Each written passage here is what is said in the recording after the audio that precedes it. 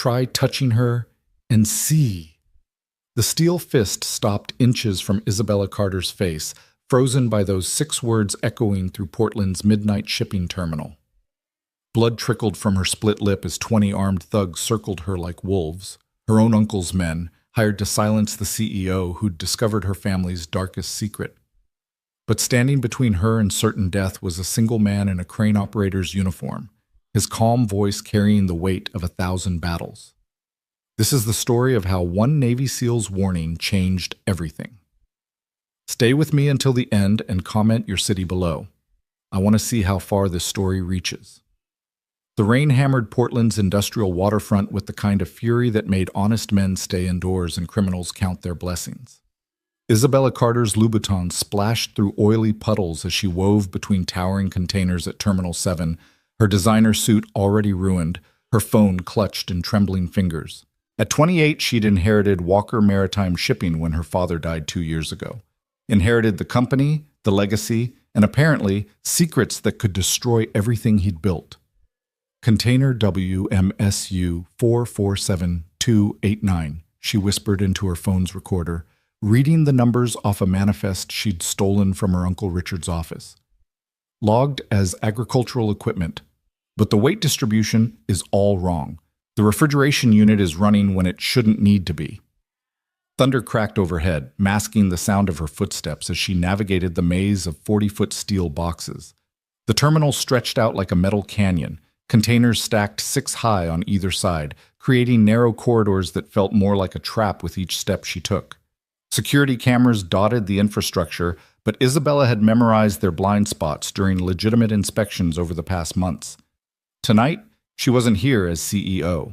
Tonight, she was here as the daughter who refused to let her father's company become a front for whatever Richard and her cousin Marcus were running. She found the container WMSU 447289. Sitting at ground level, its refrigeration unit humming despite the manifest claiming it held tractors. Isabella's heart pounded as she approached the door. The lock had been replaced with something non-standard, something that wouldn't be in any shipping database. "What are you hiding, Uncle?" she murmured, switching her phone to video mode. The sound came from behind, a footstep that didn't belong to the rain. Isabella spun around to find Marcus standing there, his $1,000 suit somehow pristine despite the weather. Behind him, shapes emerged from between containers. 1, 2, 5, 10. She stopped counting at 15. "Cousin," Marcus said, his voice carrying that particular brand of disappointment reserved for family betrayals. "You always were too much like your father, too principled for your own good." "What's in the containers, Marcus?" Isabella kept her phone recording, though her hand shook. "What are you and Richard doing to our company?" Marcus laughed, a sound without humor. "Our company? Bella, you inherited a throne you never earned. You sit in board meetings talking about legitimate shipping routes while the real money flows around you."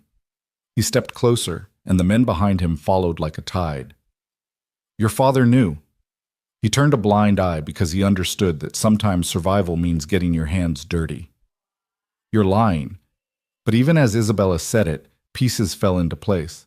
Her father's mysterious trips, containers that moved through the terminal without proper documentation, the way Richard had pushed for her to take a ceremonial role after her father's death, to let him handle the operational complexities. "Hand over the phone, Bella." Marcus extended his hand. "Delete whatever you've recorded, go back to your penthouse, and pretend tonight never happened. You can keep your CEO title, keep the legitimate side of the business. Everyone wins." Isabella took a step back, her heel catching on a rail tie.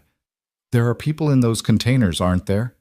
That's why the refrigeration—" Marcus moved faster than she expected, his hand cracking across her face with enough force to split her lip. Isabella tasted copper as she stumbled, her phone flying from her grip to skitter across wet concrete. "Wrong answer," Marcus said. The thugs closed in. Isabella recognized some of them, dock workers she'd seen around the terminal, men who'd tipped their hard hats to her during inspections. Now they looked at her like she was cargo to be disposed of. "Please," she said, backing against the cold steel of container WMSU 447289. "Marcus," We're family. Family! Richard's voice boomed as her uncle emerged from the shadows, his bulk filling a custom-tailored overcoat. Family doesn't sneak around in the middle of the night. Family doesn't betray blood for principles. Dad built this company honestly. Your dad built shit, Richard spat. I built the empire. I made the connections. I turned a dying shipping company into something that matters. And if that means moving special cargo for special clients, then that's the price of survival in this business. One of the thugs picked up Isabella's phone, examining it before crushing it under his boot. The sound of breaking glass and circuits seemed to echo in the canyon of containers. No witnesses, Richard said quietly. Make it look like an accident. CEO, working late, tragic fall from a container stack. The rain will wash away anything inconvenient. The lead thug, a mountain of a man with facial scars that told their own stories, stepped forward. His fist drew back, aimed at Isabella's face, a blow that would be the beginning of the end. Try touching her and see. The voice came from everywhere and nowhere, calm as still water but carrying an undertone that made everyone freeze. The lead thug's fist stopped inches from Isabella's face as head swiveled, searching for the source. A figure stepped from between two containers, just a man in a crane operator's coveralls, a hard hat tucked under one arm. He wasn't particularly tall, maybe 6 feet, with the kind of build that suggested function over form. Brown hair cut military short, streaked with premature gray. Eyes that remained steady despite being outnumbered 20-1. This is private business, Richard said. Walk away, and you might make it home to whatever sad little life you have. The man, his coveralls read D. Hayes, didn't walk away. Instead, he moved closer, his gait unhurried, like he was strolling through a park rather than into a potential massacre. Can't do that. See, I've got a little girl at home, 7 years old, and if I walk away from this, I won't be able to look her in the eye tomorrow. Marcus laughed. You're going to die for a stranger's principles? For her? He gestured dismissively at Isabella. No, Daniel Hayes said, stopping about 10 feet from the group. But I'll fight for them. There's a difference. The lead thug turned from Isabella, sizing up this new problem. You know what? Let's make this educational. You can watch what happens to her, then it's your turn. Daniel tilted his head slightly, a gesture Isabella would later recognize as calculation, distance, threats, escape routes, all processed in a heartbeat. All right. But before we do this dance, you should know something. I spent 8 years in the Navy. SEAL Team 3. Afghanistan, Iraq, places that don't officially exist. I've got permanent ringing in my left ear from an IED in Kandahar and a titanium plate in my shoulder from a sniper in Mosul. He paused, letting that sink in. I'm telling you this not to brag, but so you understand that what happens next isn't personal. It's just muscle memory. The thugs exchanged glances. Even in the bad light, Isabella could see uncertainty creeping into their faces. Bullshit, the lead thug said, but his voice carried less confidence. If you were a SEAL, what are you doing operating cranes at a shipping terminal? Paying for my daughter's medical bills, Daniel said simply. Turns out the VA doesn't cover everything, and crane operators with hazardous environment certifications make good money. He rolled his shoulders, a subtle preparation. Last chance. Everyone walks away. The lady comes with me. You report to Mr. Walker that the situation got complicated. Nobody bleeds tonight. Richard stepped forward, his face flushed with rage. You think you can threaten us? You have no idea who you're dealing with. The connections I have? Richard Walker, Daniel interrupted. 57 years old, lives at 4427 Skyline Boulevard. Wife Rebecca, currently at her sister's in Seattle for the weekend. Son Marcus, standing right there. You drive a blue Tesla Model S, license plate WALKER1. Your mistress lives in the Pearl District, apartment 23B. You meet her Tuesdays and Thursdays while telling your wife you're at the country club. Richard's face went from red to white. How? I operate the crane that loads your special containers, Daniel said. The ones that come in at night. The ones with unusual manifests. The ones that sometimes make sounds that containers full of agricultural equipment shouldn't make. His voice hardened. I know exactly who I'm dealing with. The question is, do you know who you're dealing with? The silence stretched, broken only by the rain drumming on steel and concrete. Isabella held her breath, blood still trickling from her split lip, watching this impossible standoff. One man against 20, and somehow, impossibly, the 20 were hesitating. Marcus made the decision. Kill them both. Start with him. The lead thug lunged forward, his massive fist cutting through the rain-filled air. Daniel moved like water, fluid and inevitable. He stepped inside the arc of the punch, his hand coming up to redirect the thug's momentum while his knee found the man's solar plexus. The thug folded, gasping, and Daniel's elbow found the precise point at the base of his skull that sent him into unconsciousness. 1 second, one man down. The dam broke. They came at him in a rush, some pulling knives, others relying on fists and feet. Daniel moved through them like a ghost, never where their attacks expected him to be. He didn't fight with the showy techniques of movies, no spinning kicks or elaborate throws. Instead, he employed an economy of motion that was terrifying in its efficiency. A throat strike here, a knee destruction there, pressure points and joint locks applied and released in heartbeats. But there were too many. A knife found his ribs, slicing through coveralls and skin. A fist connected with his jaw, snapping his head back. They were wearing him down through sheer numbers, and Isabella could see him slowing, could see the inevitable outcome approaching. She had to do something. Isabella spotted a piece of rebar near the container, grabbed it, and swung at the nearest thug who was raising a crowbar toward Daniel's back. The impact sent vibrations up her arms, and the man crumpled. But her intervention cost precious seconds. 2 men grabbed her arms, slamming her back against the container. Enough, Richard's voice boomed. He held a gun now, a compact pistol that looked obscene in the fluorescent lighting. He aimed it at Daniel, who stood breathing hard, blood running from multiple cuts, surrounded by groaning bodies, but still outnumbered. Impressive, but bullets don't care about your training. Daniel raised his hand slowly, his eyes never leaving Richard's. You shoot me. You bring heat you don't want. Crane operator goes missing. Maybe nobody cares. Crane operator with a military record gets shot at the terminal, and suddenly you've got NCIS asking questions. Self-defense, Richard said. Disgruntled employee attacked the CEO and her family.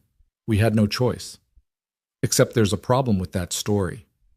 Daniel's voice remained steady despite the gun pointed at his chest. I triggered the silent alarm when I saw your boys converging on Ms. Carter. Port Authority and Portland PD are already en route, maybe 5 minutes out. He smiled, the expression that didn't reach his eyes. You could shoot us both, try to clean up 20 witnesses, and stage a scene in less than 5 minutes. Or you could walk away and we all pretend tonight was a misunderstanding. Isabella heard it then, sirens in the distance growing closer. Richard's face cycled through emotions, rage, calculation, fear. The gun wavered. Marcus grabbed his father's arm. We need to go. Now. This isn't over, Richard said, lowering the gun. You've made an enemy tonight, Mr. Hayes. Both of you have. Get in line, Daniel replied. Richard and Marcus barked orders, and their men, those still conscious, began dispersing into the maze of containers. In 30 seconds, Isabella and Daniel were alone, except for the unconscious thugs who wouldn't be answering questions anytime soon. Daniel leaned against a container, one hand pressed to his bleeding ribs. You okay?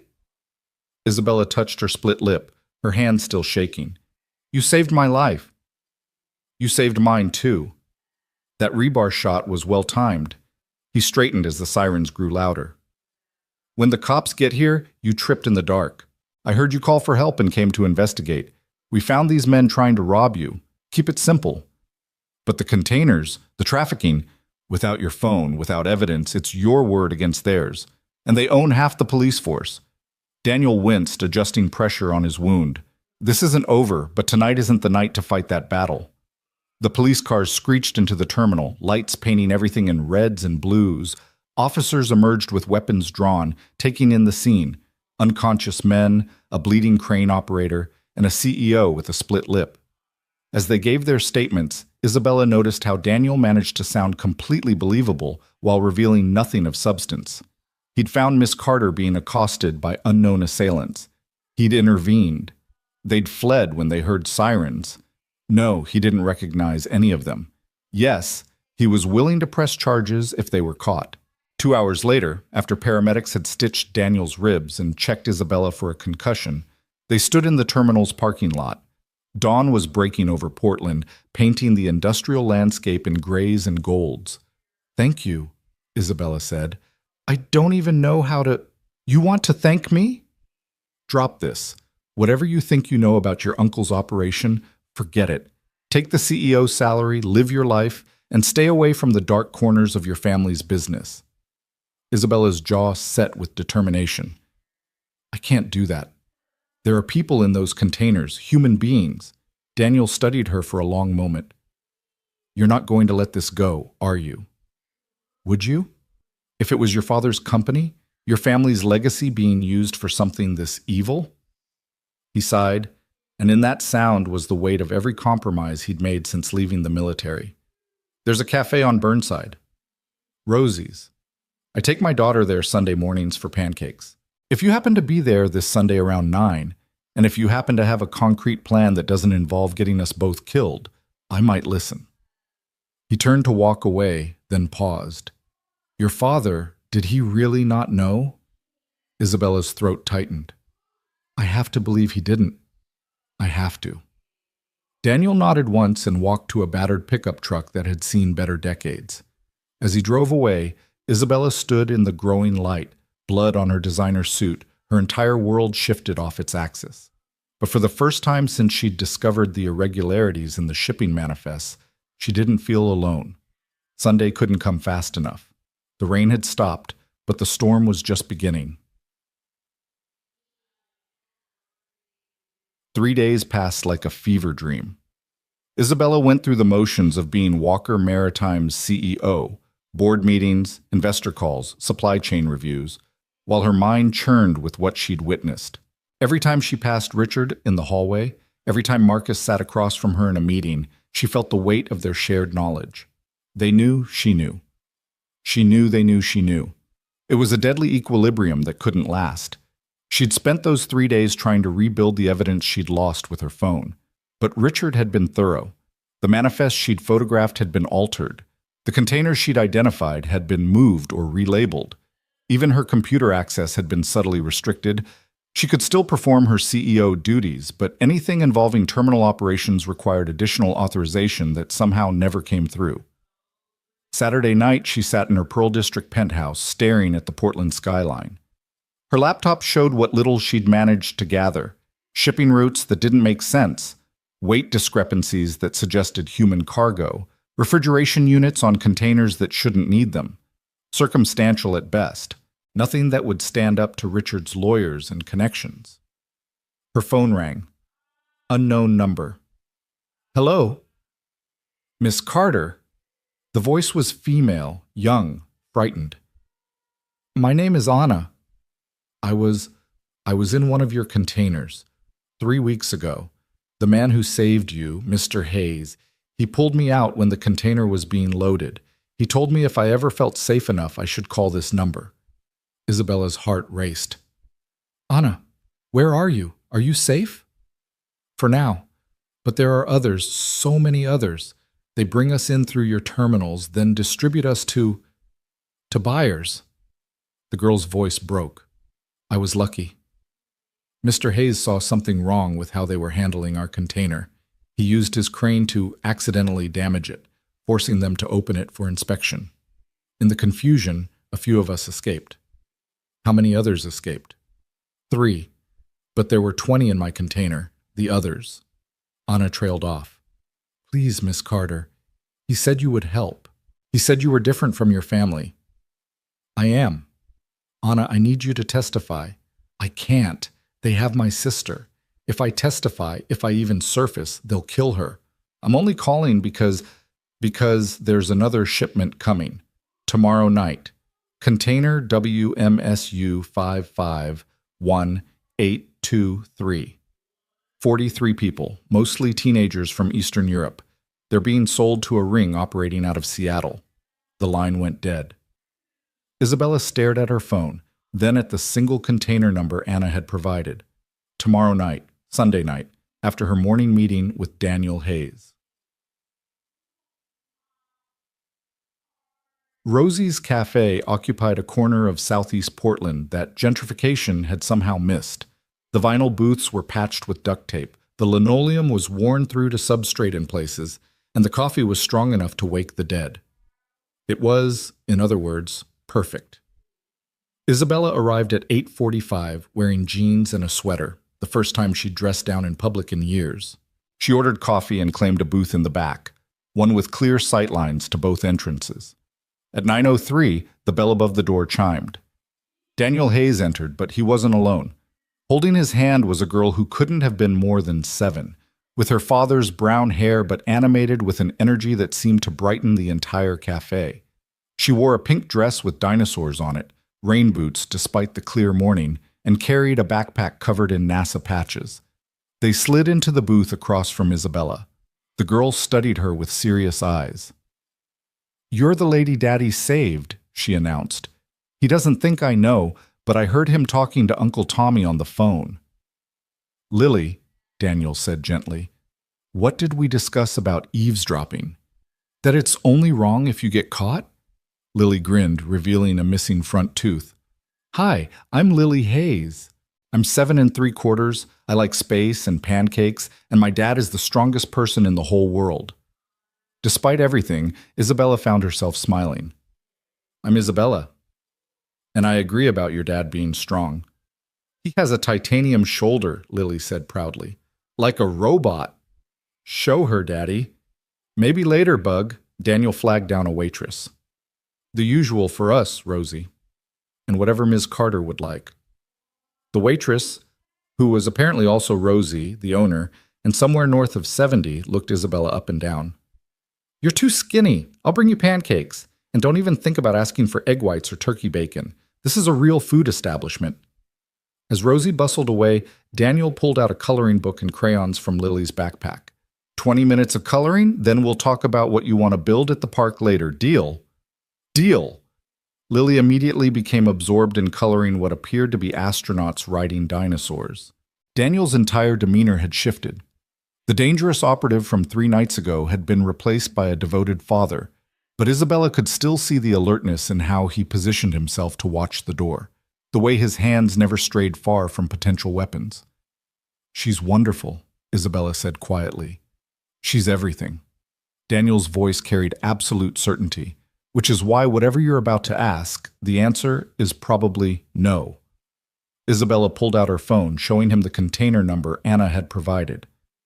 "Tomorrow night, 43 people, teenagers." Daniel's jaw tightened. He glanced at Lily, still coloring intently, then back at Isabella. "You have no evidence, no backup, no legal authority to intervene. I have a moral obligation. Moral obligations don't stop bullets." "Then help me," Isabella leaned forward. "You've already been helping." "Anna told me about the container you accidentally damaged. How many others have you saved?" "Not enough." The admission seemed to pain him physically. "Maybe a dozen over the past year, but for every one I save, 10 more go through." "Because you're working alone. Because I was too blind to see what was happening in my own company." Isabella pulled up the financial records she'd managed to access. "Look at this. The trafficking is just part of it. They're moving drugs, weapons, anything with a profit margin. My father built this company to connect the world through legitimate trade. Richards turned it into a criminal empire." Rosie arrived with plates of pancakes that could have fed a small army. Lily looked up from her coloring to pour approximately half a bottle of syrup on hers. "Daddy, are you and Ms. Isabella going to fight bad guys?" she asked innocently. Daniel froze. Isabella watched him struggle between the lie and the truth. "Why would you think that, Bug?" Lily rolled her eyes with the dramatic flair only a 7-year-old could muster. "Because you're using your serious voice. You only use that voice when you're worried about bad guys. Plus, Ms. Isabella looks like she's been crying, and you don't bring people to our Sunday breakfast unless they're important." "You're too smart for your own good," Daniel muttered. "That's what Mom used to say." Lily's voice dropped slightly, a shadow passing over her young face. Then, with the resilience of childhood, she brightened again. But she also said being smart means helping people when they need it. Ms. Isabella needs help, doesn't she? Daniel looked at his daughter, really looked at her. Yeah, Bug, she does. Then you should help her. That's what heroes do. I'm not a hero, Lily. You are to me. She returned to her pancakes and coloring, the matter apparently settled in her mind. Daniel was quiet for a long moment, then pulled out a small notebook. Container WMSU 551823. What else do you know? It arrives tomorrow at 11 p.m. Pier 47. The manifest says industrial refrigeration units, but the temperature controls are set for human survival, not equipment storage. Security. Standard port security, but Richard will have his own people there. Maybe a dozen, based on previous patterns. Previous patterns you've observed how... Isabella hesitated, then admitted, I've been watching the terminal at night. From a distance. Trying to understand their operations. Jesus. Daniel rubbed his face. You're going to get yourself killed. 43 teenagers, Daniel. I know. He glanced at Lily, who was now building a syrup sculpture with her leftover pancakes. I know. They spent the next hour planning, speaking in code when Lily was paying attention, which was more often than not. The girl had her father's observational skills, even if she didn't fully understand what she was observing. Finally, Daniel stood. I need to think about this. And you need to understand something. If we do this, we're not just taking on your uncle. We're taking on his entire network. The cops he owns, the judges he's bought, the international connections that make this possible. We'll be painting targets on our backs. There are already targets on our backs, Isabella pointed out. At least this way we're shooting back. Daniel helped Lily pack up her coloring supplies. As they prepared to leave, Lily tugged on Isabella's sleeve. Miss Isabella? Are you scared? Isabella knelt down to Lily's level. Yes, I am. That's okay. Daddy says being scared doesn't mean you're not brave. It means you're being smart about being brave. She pulled a crayon drawing from her backpack, a stick figure in a cape standing next to a taller stick figure in what might have been a crane. I made this for you. For luck. Isabella's throat tightened. Thank you, Lily. As they walked out, Daniel paused. If we do this, and I'm not saying we will, we do it my way. No heroics, no unnecessary risks. We get evidence, we get the people out, and we disappear before Richard knows what hit him. Agreed. And Isabella? He met her eyes. If it comes down to saving those kids or keeping you alive, I'm choosing you. Not because you matter more, but because Lily already lost her mother. She doesn't need her father dying for strangers. When did her mother... Cancer. 2 years ago. 3 days after I got back from my last deployment. His voice was steady, but Isabella could hear the fault lines underneath. I spent 8 years fighting other people's wars. I came home to fight one I couldn't win with a rifle. I'm sorry. Don't be sorry. Just be smart. Tomorrow night, if we do this, we're not heroes. We're not crusaders. We're just two people trying to tip the scales a little toward justice. He took Lily's hand. Ready to go build that rocket ship, Bug? To the moon, Lily declared. As they walked away, Isabella heard Lily ask, Is Ms. Isabella going to be our friend now? Maybe, Bug. Maybe. Isabella sat in the cafe for another hour, staring at the crayon drawing of heroes. Tomorrow night, she would either save 43 lives or lose everything trying. But as she thought about Lily's innocent faith that people should help each other, about Daniel's quiet commitment to doing what was right despite the cost, she knew she didn't really have a choice. Her phone buzzed, a text from an unknown number, different from Anna's. Pier 47, 11 p.m. tomorrow. Come alone and bring $500,000 cash, or the container gets redirected to international waters.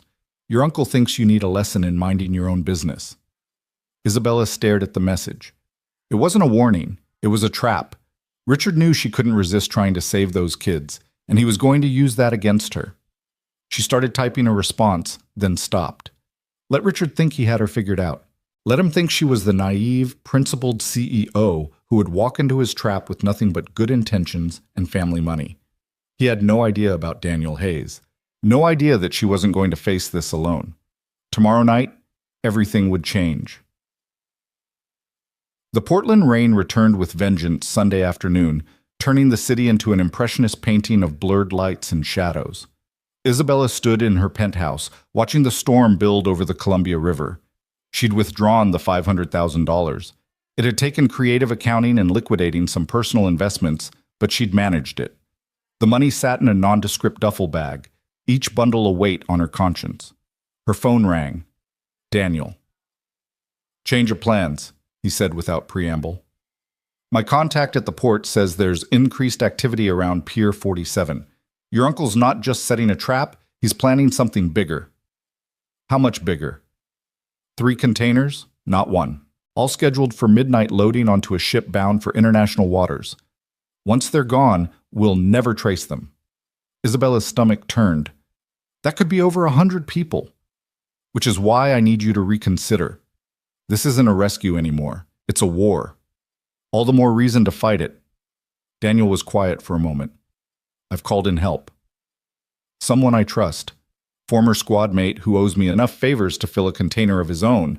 But Isabella, you need to understand, if this goes sideways, we're not looking at arrest. Your uncle won't leave witnesses."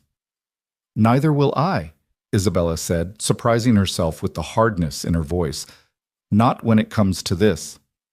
Meet me at the warehouse on Terminal Road, Building 19, 1 hour." Isabella grabbed the duffel bag, then paused at her desk. She pulled out a piece of paper and wrote quickly. "If something happens to me tonight, know that Richard Walker and Marcus Walker are running a human trafficking ring through Walker Maritime Shipping. Evidence can be found in containers at Pier 47.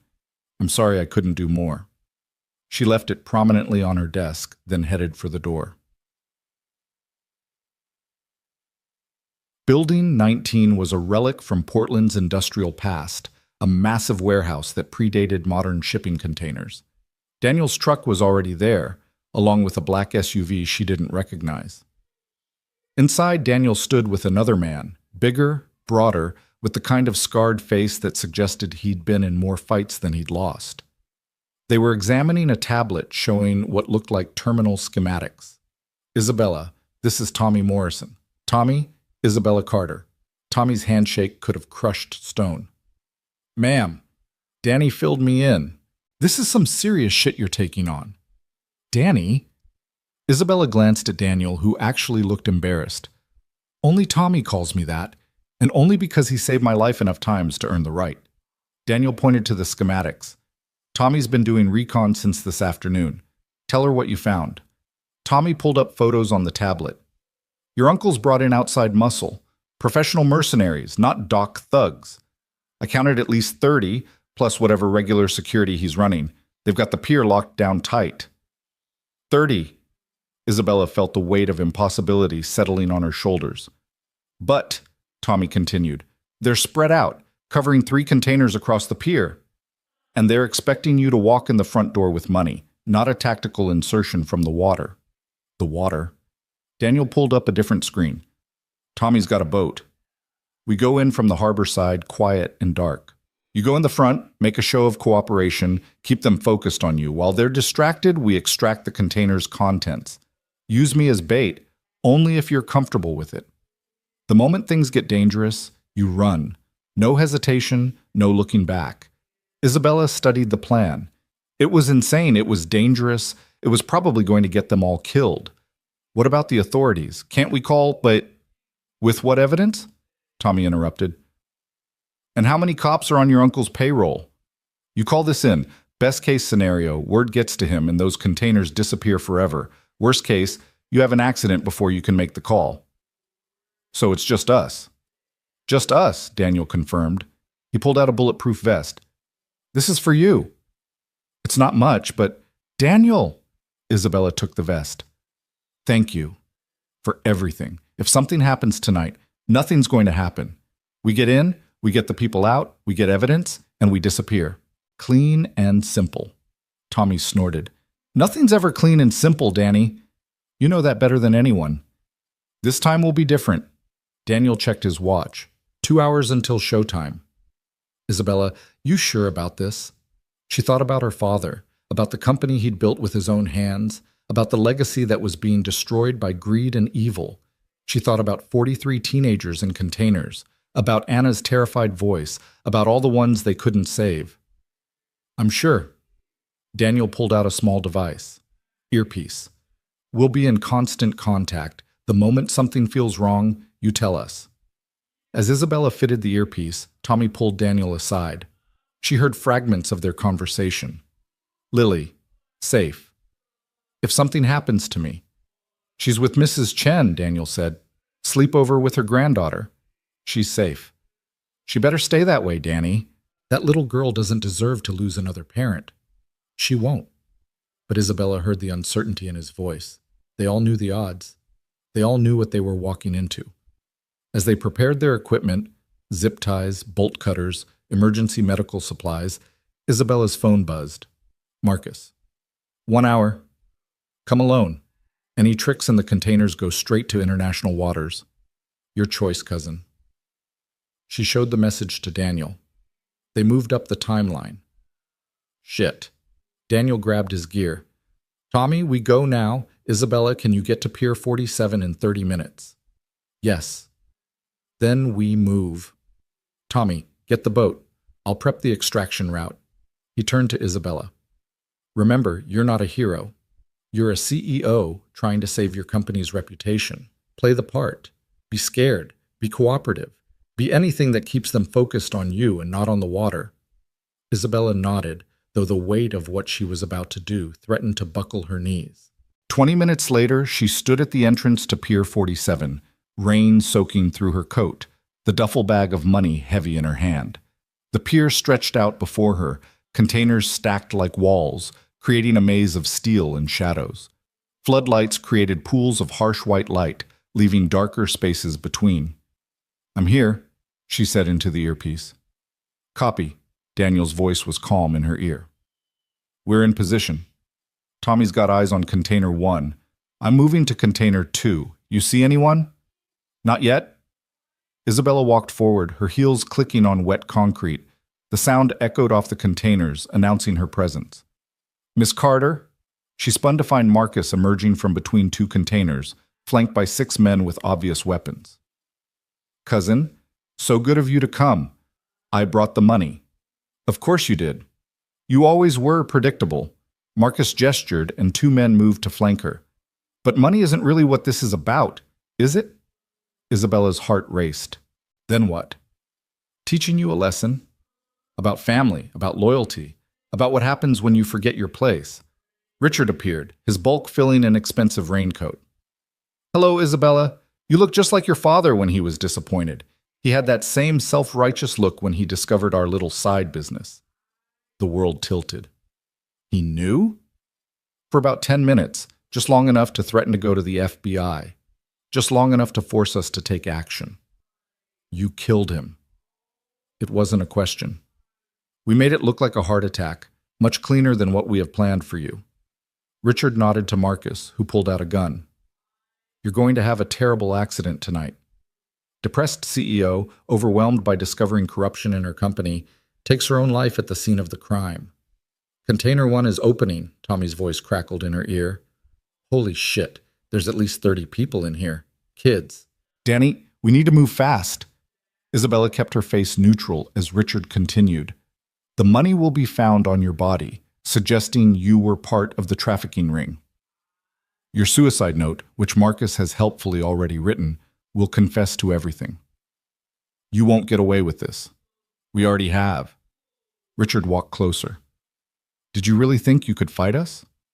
You're one person, Isabella. We're an institution. We have judges, police commissioners, congressmen. We own this city's shadows.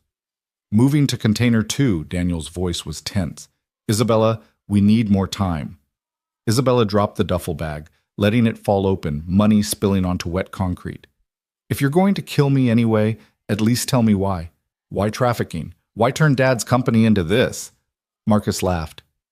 Money, cousin. Do you have any idea how much a pretty European teenager sells for? How much weapons shipments to cartels pay?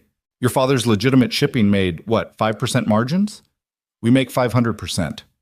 Container 2 open, Daniel reported. Jesus Christ, some of these kids are barely conscious. Tommy, we need medical. An alarm pierced the night. Richard's head snapped toward the water. What? Sir!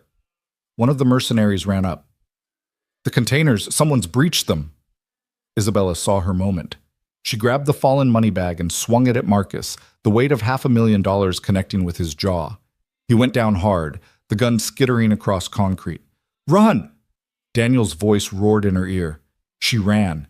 Gunfire erupted behind her. Isabella sprinted between containers as bullets sparked off steel. She could hear Richard screaming orders, hear boots pounding after her. Turn left! Daniel guided her through the maze. There's a ladder on container stack 7. Climb! She found the ladder, her hands slipping on wet metal as she climbed. Below, flashlight swept the ground where she'd been. I'm moving to container 3, Daniel said. Tommy, can you handle the extraction? Already loading kids onto the boat.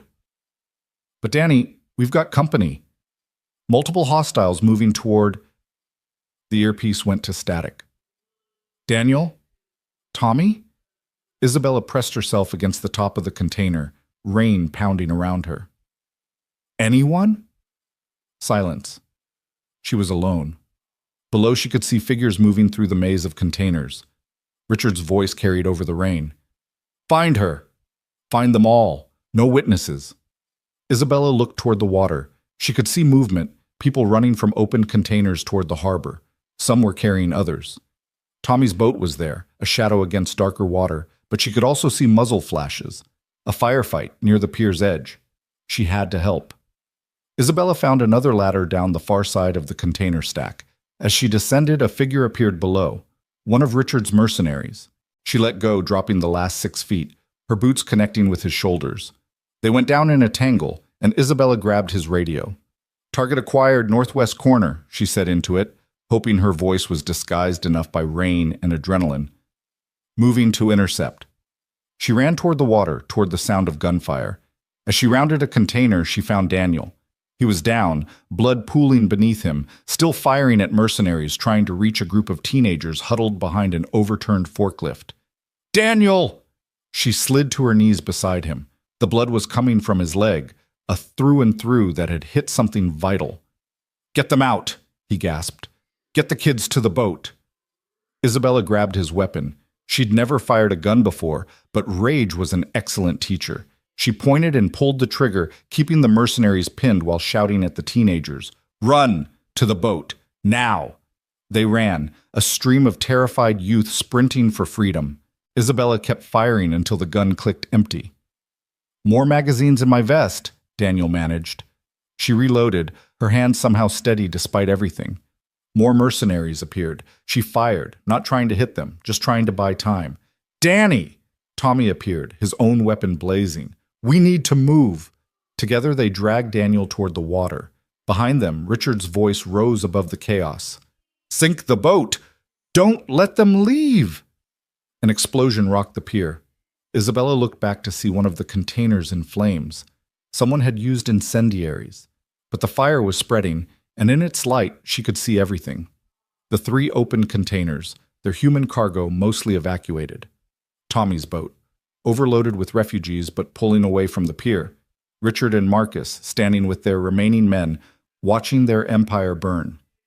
And sirens. Beautiful, beautiful sirens growing closer. Someone called it in, Tommy gasped as they reached the water's edge. A second boat was there, a rigid inflatable that could barely hold them. Multiple agencies, FBI, Coast Guard, everyone. They loaded Daniel into the boat. As Tommy started the engine, Isabella looked back one last time. Richard stood at the pier's edge, his face illuminated by flames. He raised his gun. The shot was impossibly loud. Isabella felt the impact, the vest absorbing most of it, but not all. She fell backward into the boat as Tommy gunned the engine. The last thing she saw before darkness took her was the Coast Guard cutter rounding the harbor point, searchlights blazing, and Richard Walker raising his hands in surrender as federal agents swarmed the pier. They'd done it.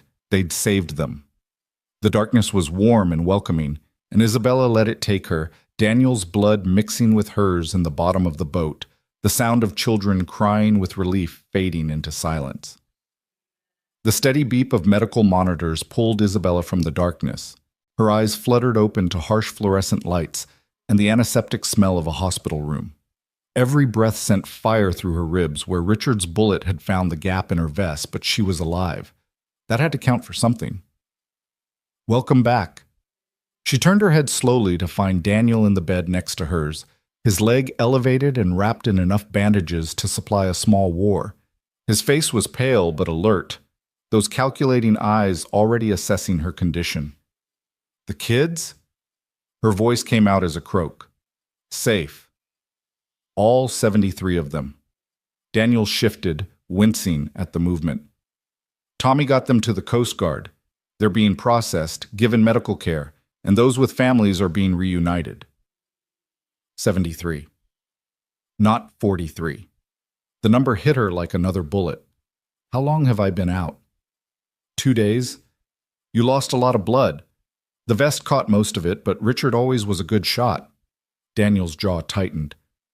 "He's in federal custody, by the way, along with Marcus and 18 of their associates.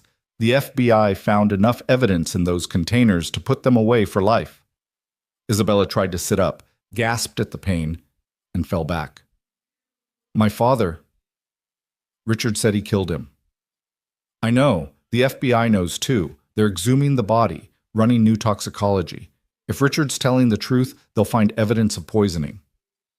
The door opened, and a woman in an FBI windbreaker entered, followed by a man in a rumpled suit who looked like he hadn't slept in days. "Ms. Carter, I'm Special Agent Sarah Chen. This is Assistant U.S. Attorney Michael Brennan. We need to talk about Walker Maritime." Isabella looked at Daniel, who nodded slightly. "Talk." Agent Chen pulled up a chair. "First, you should know you're not under investigation. The evidence clearly shows you were trying to stop the trafficking ring, but we need your help to unravel the full scope of this operation." "It goes beyond Portland," Brennan added. "Your uncle had connections in 12 major ports across 3 countries. We're looking at one of the largest trafficking networks we've ever encountered." "I'll tell you everything I know," Isabella said, "but I want immunity for Daniel and Tommy. They were helping me." "Already done," Chen assured her. "Mr. Hayes' actions saved dozens of lives. Mr. Morrison's Navy record speaks for itself. We're more interested in the financial web your uncle created." For the next 3 hours, Isabella walked them through everything she'd discovered, everything she'd suspected. The shell companies, the altered manifests, the pattern of containers that moved through the port without proper documentation. By the end, her throat was raw and her ribs screamed with every breath. "We'll need you to testify," Brennan said. "The trial won't be for months, but when it comes, your testimony will be crucial." "I'll be there." After they left, Daniel was quiet for a long moment. Then, "You know this isn't over, right? Your uncle had partners, people who lost money when those containers didn't deliver. They'll want someone to blame. Let them come." Isabella turned to look at him. "I'm done being afraid. I'm done letting fear dictate what's right. That's a dangerous philosophy," says the man who took on 20 thugs to save a stranger. "I had training and motivation." Daniel's voice softened. "Lily's been asking about you. She made you another drawing. How did you explain this?" Isabella gestured at their mutual hospitalization. "Told her we were fighting bad guys and got hurt, but we won." She seemed satisfied with that explanation. Kids are remarkably adaptable to simplified truth. A knock at the door interrupted them. A young woman peered in, her face familiar but unexpected. "Anna?" Isabella struggled to sit up despite the pain. Anna entered slowly, as if ready to flee at any moment. Behind her was a younger girl who shared her features, the sister she'd mentioned. "I wanted to thank you," Anna said. "Both of you. When I heard what happened at the pier, when I heard you'd stopped them." She wiped at tears. "You saved my sister." She was in container 3. The younger girl, maybe 15, stepped forward. "They took me from school." Said my sister owed them money, that I was collateral. I thought I'd never see home again. Daniel's expression darkened. "Your sister doesn't owe anyone anything. Whatever they told you was a lie to keep you compliant. We know that now." Anna pulled out a flash drive. "I've been documenting everything since I escaped. Names, dates, locations.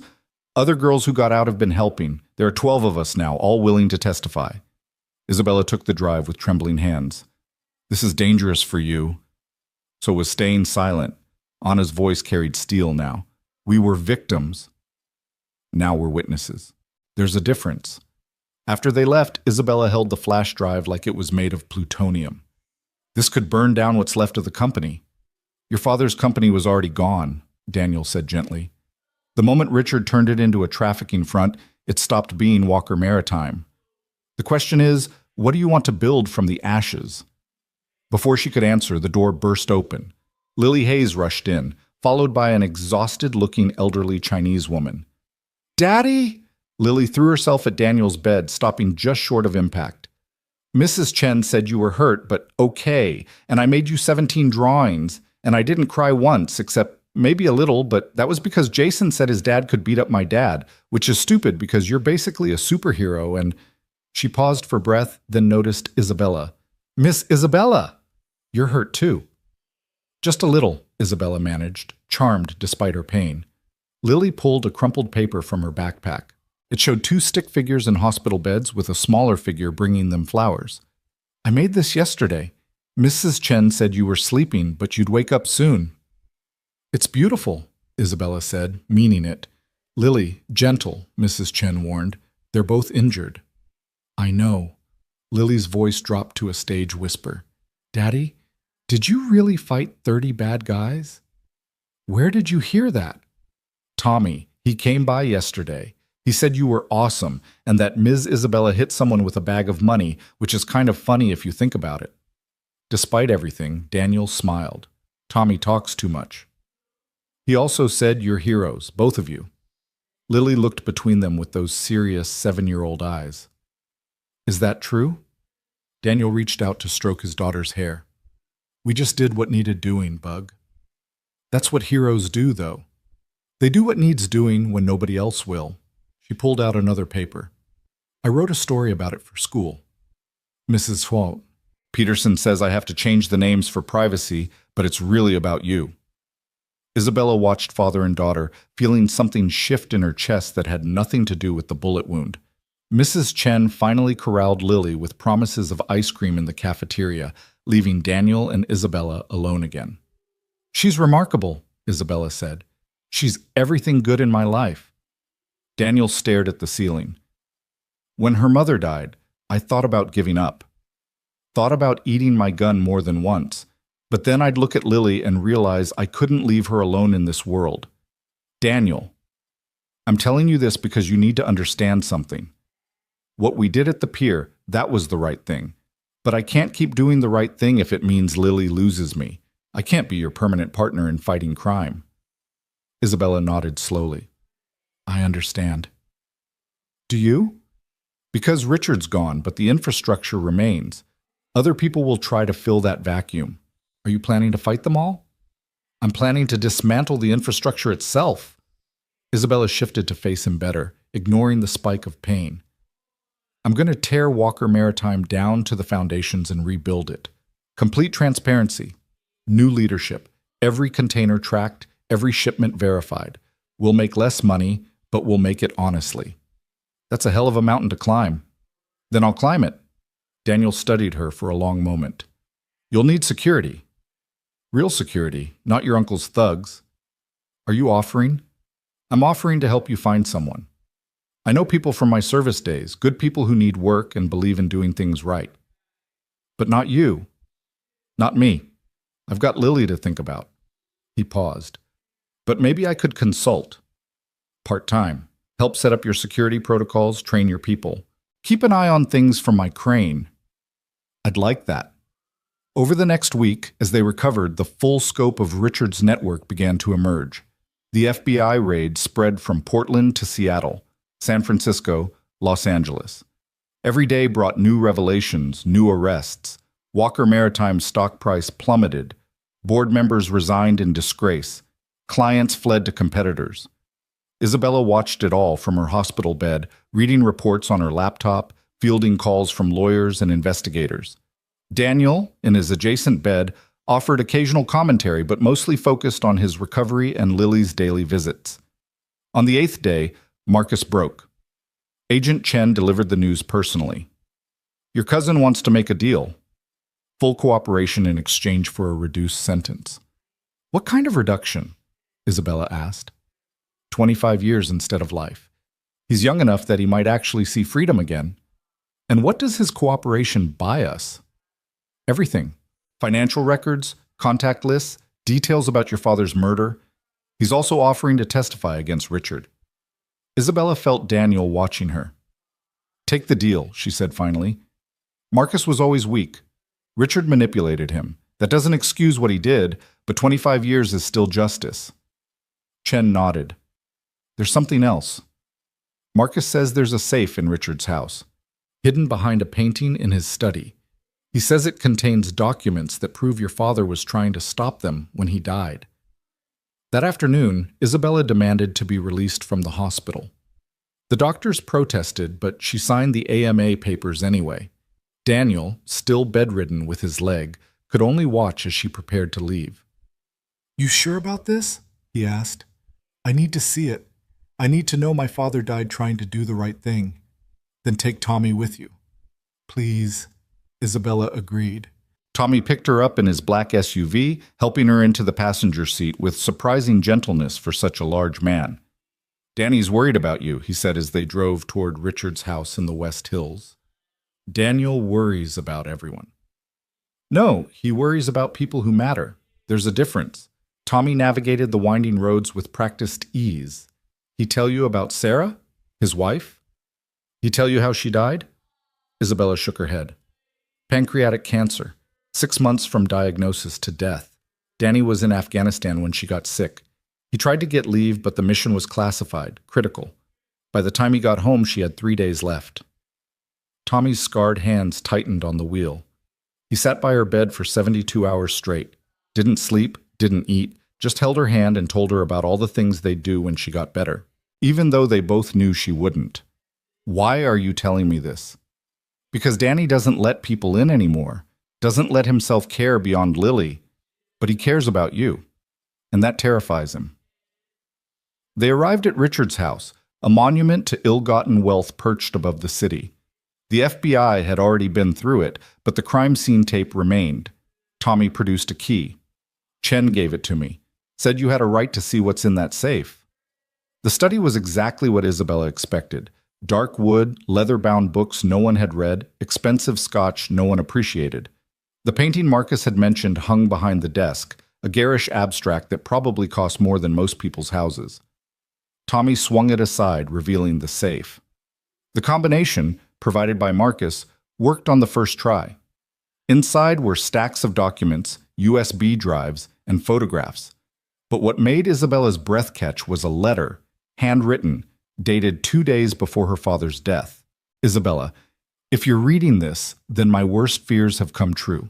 I've discovered something terrible about our company, about Richard and Marcus. They're using our ships, our containers, to traffic human beings. Children, Isabella. Children. I confronted Richard tonight. He laughed, said I was naive, that this was how real business worked. I told him I was going to the FBI in the morning. The way he looked at me, I don't think I'll make it to morning. I'm sorry I wasn't strong enough to stop this sooner. I'm sorry I was blind to what was happening under my nose. But you're stronger than I ever was. You have your mother's courage and her sense of justice. If something happens to me, don't let them win. Don't let Walker Maritime remain a tool for evil. I love you more than words can express. Be brave, my daughter. Be better than I was. Dad. Isabella sank into Richard's chair, the letter trembling in her hands. Tommy stood quietly by the window, giving her space to grieve. He knew, she whispered. He knew they would kill him, and he still confronted them. That's courage, Tommy said. Same kind you showed at the pier. Isabella found more in the safe. Recordings of conversations between Richard and his contacts. Financial records showing the full scope of the trafficking network. Photos of containers being loaded with human cargo. Everything the FBI would need to ensure Richard never saw freedom again. But there was something else. A small envelope with her name on it in her father's writing. Inside was a key and an address. What is it? Tommy asked. I don't know. This address is in the industrial district, Old Portland, near the river. Want to check it out? Isabella nodded. They drove across the city, the afternoon sun breaking through clouds for the first time in days. The address led them to a small warehouse, unremarkable except for its pristine condition in a neighborhood of decay. The key fit the door. Inside was not what Isabella expected. Instead of an empty warehouse, she found an office. Simple, functional, with filing cabinets, a desk, and walls covered in maps of shipping routes. But these weren't Walker Maritime's routes. A letter sat on the desk.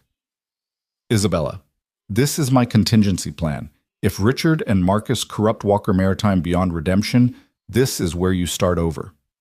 I've been quietly setting aside resources, establishing independent contacts, preparing for the possibility that our family legacy might need to be rebuilt from scratch. In these files, you'll find everything you need.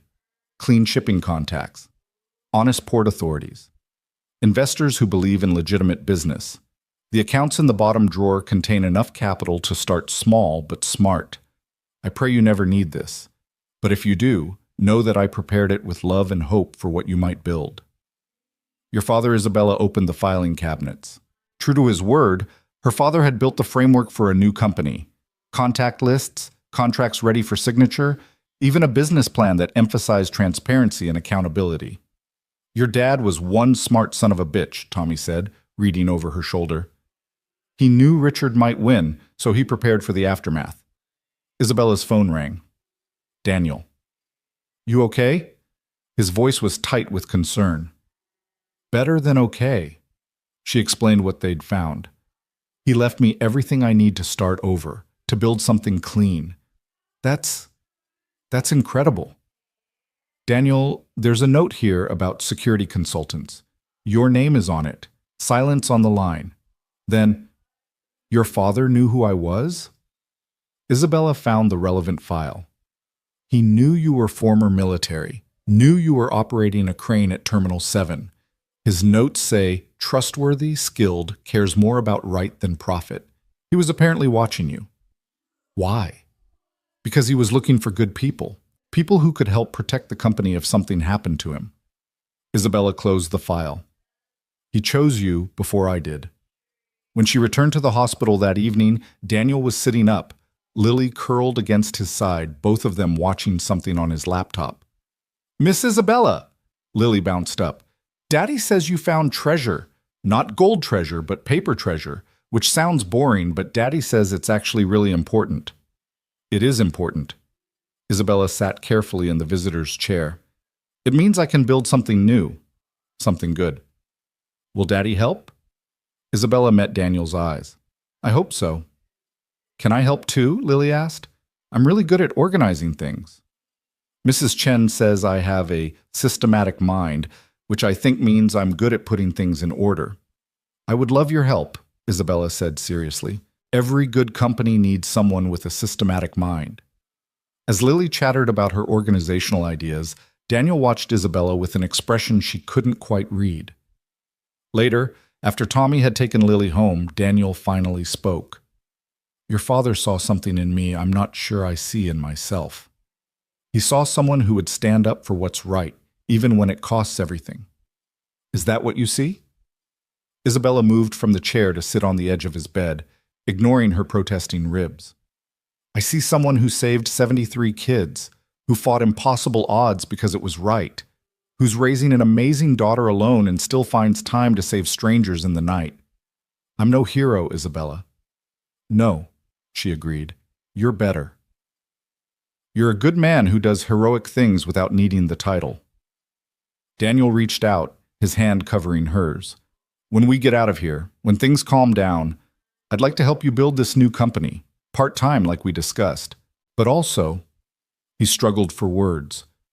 Lily asked if you could come to dinner sometime, when we're both healed. Just Lily asking? No. His thumb traced circles on her hand. Not just Lily. The next morning brought news that Richard had been denied bail. The judge deemed him a flight risk and a danger to the community. Marcus's cooperation was yielding more arrests daily. The trafficking network was collapsing like dominoes. But Isabella's attention was on the future, not the past. From her hospital bed, she began making calls. The contacts her father had cultivated were eager to help. Investors who'd pulled out of Walker Maritime were interested in her new venture. Port authorities in clean cities offered partnership agreements. "What will you call it?" Daniel asked, reviewing her business plan. "Phoenix Shipping," Isabella said, rising from the ashes. A bit on the nose, don't you think? Sometimes obvious symbolism is exactly what people need. She made another note on her laptop. "I want to hire Anna and the other survivors who are willing, give them jobs, training, a chance to rebuild their lives. That's dangerous. They're witnesses in an ongoing case. They're survivors who deserve a second chance. Besides, who better to help us spot trafficking than people who've lived through it?" Daniel smiled. "Your father would be proud." 3 weeks later, they were both released. Daniel on crutches, Isabella moving carefully but steadily. Tommy drove them to the small warehouse that would become Phoenix Shipping's first office. Anna was already there, along with 4 other survivors who'd taken Isabella up on her offer of employment. They stood nervously by the door, unsure of their welcome. "This is your company too now," Isabella told them. "We build this together." Over the following months, Phoenix Shipping grew slowly but steadily.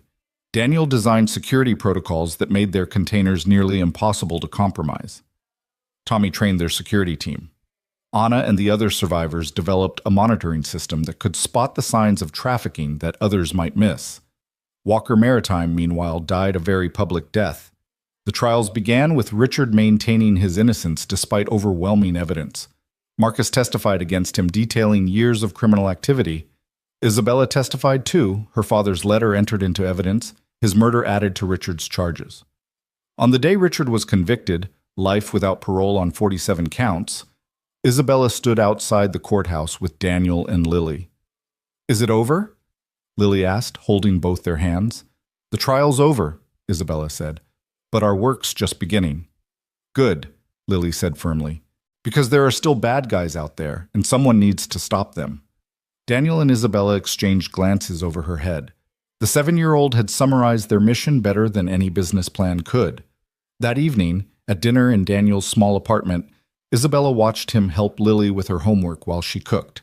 A domestic scene she never could have imagined months ago when she was a CEO in designer suits who never questioned where her success came from. "Isabella?"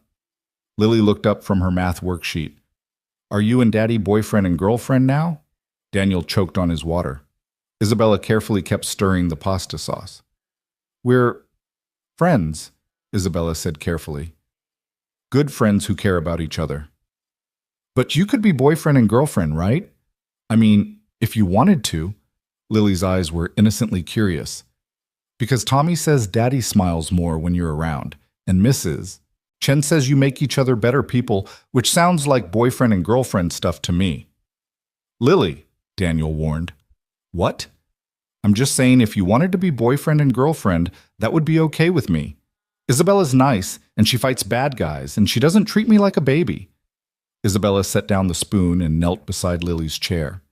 "You know what's more important than boyfriend and girlfriend? Family. And that's what we're building here. A different kind of family, maybe, but family nonetheless." Lily considered this. "So you'll stay? Even when all the bad guys are caught?" "Even then," Isabella promised. Later, after Lily was asleep, Daniel and Isabella sat on his small balcony, looking out over Portland's lights. "She's not wrong, you know," Daniel said quietly. "About the smiling more." "Mrs. Chen's not wrong either," Isabella replied. "About making each other better." Daniel stood, pulling her up with him, careful of her still healing ribs. "Isabella Carter, would you like to be my girlfriend? I know it's complicated, with everything we've been through, with the company, with—" She kissed him, cutting off his words. When they pulled apart, she was smiling. "Yes, though I should warn you, I come with a complicated past and a vendetta against human traffickers. And I come with a 7-year-old who's already planning our wedding, judging by the drawings I found under her bed. Then we're perfectly matched in our complications." They stood together, looking out over the city that had been the backdrop to so much pain and triumph. Below, the port stretched out to the river, its lights reflecting on dark water.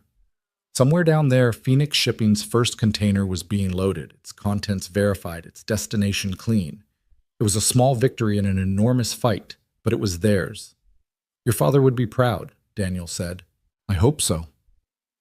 Isabella leaned against him, feeling the solid warmth of someone who'd stood between her and death, who'd chosen right over easy, who'd shown her that strength wasn't about money or power, but about the choices you made when everything was on the line. Tomorrow would bring new challenges. The trafficking networks had tentacles that spread far beyond Portland. There would be threats, attempts at revenge, moments when the fight seemed impossible. But tonight, she stood with a man who'd taught her what courage really looked like, thinking about a little girl asleep inside who'd reminded them both what they were fighting for. And for the first time since she'd discovered her family's dark secret, Isabella felt something she'd almost forgotten existed. Hope. The morning Phoenix Shipping's first international container cleared customs in Amsterdam, Isabella's phone rang at 4 a.m. She reached across Daniel's sleeping form to answer it, her voice still thick with sleep. Miss? Carter? The voice was unfamiliar, accented. My name is Dmitry Volkov. I represent certain interests that were disrupted by your uncle's arrest. Isabella was instantly awake. Daniel's eyes opened, alert despite the hour. She put the phone on speaker. What do you want? Simply to inform you that your uncle owed us $30 million. With him indisposed, that debt falls to his successor. I'm not his successor. Phoenix Shipping has no connection to Walker Maritime's criminal activities. Debts don't disappear because companies change names, Ms. Carter. You have 48 hours to arrange payment, or we'll collect in other ways. The line went dead. Daniel was already reaching for his secure phone. Tommy needs to know this is the Russian connection Marcus mentioned in his testimony. $30 million. Isabella sat up, running calculations in her head. Phoenix doesn't have anywhere near that, even if I liquidated everything. You're not paying them. Daniel's voice was flat. You pay once, you pay forever. That's how these people work. Then what do? We fight. But this time, we need more help than just Tommy. Within an hour, they were in Phoenix Shipping's office, now expanded to occupy half the warehouse. Anna was already there, having received Daniel's emergency call. She'd brought coffee and 3 other survivors who'd become part of Phoenix's security team. The Volkov Bratva, Anna said, her face pale. They supplied many of the girls. Eastern European mostly, but some Asian. They're not like your uncle.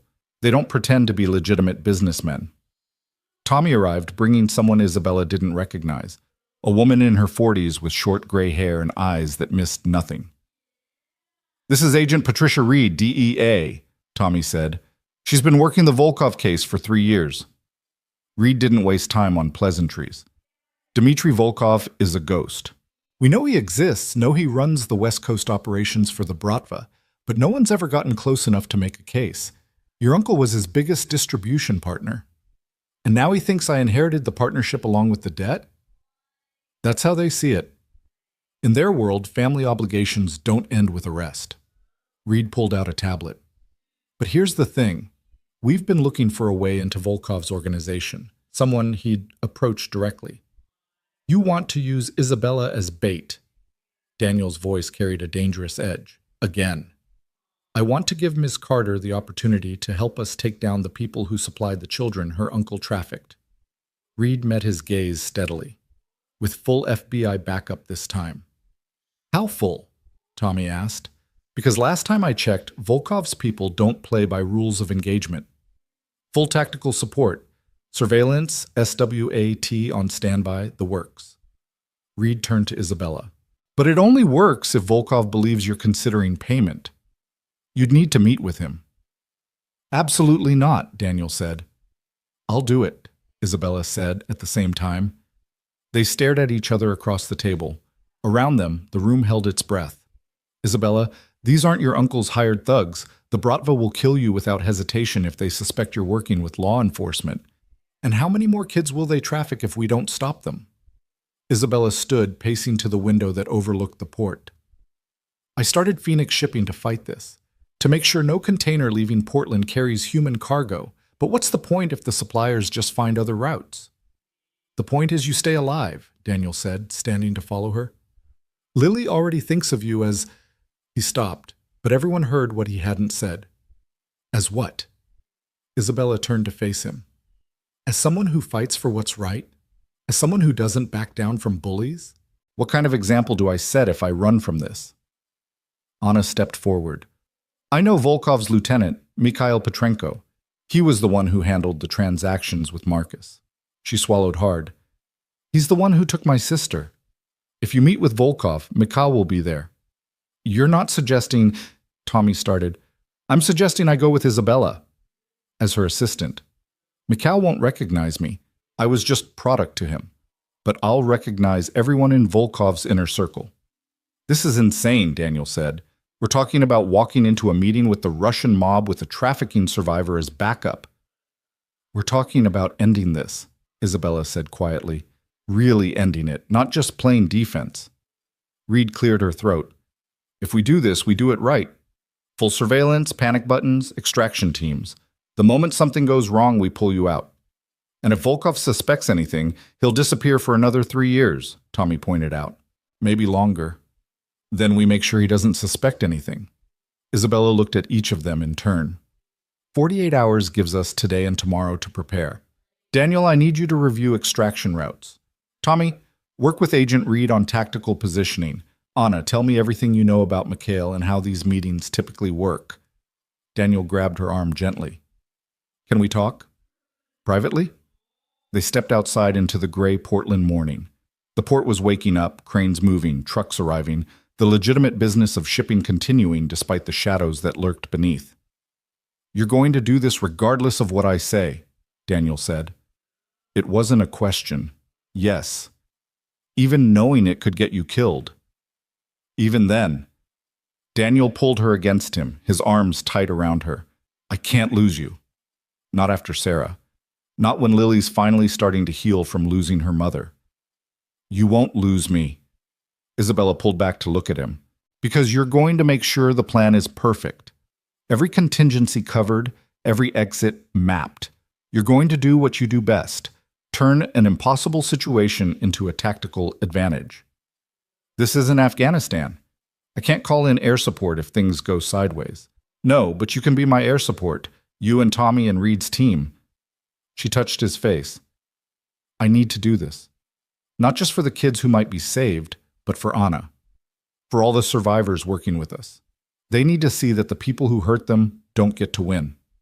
Daniel studied her for a long moment, then nodded slowly.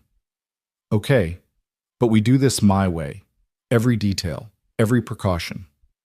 Every detail, she agreed. They spent the next 36 hours preparing. Daniel and Tommy walked through dozens of scenarios, mapping response times and escape routes. Reed brought in a tech team to wire Isabella with undetectable surveillance equipment. Anna provided detailed intelligence about Bratva protocols, down to how they served their tea.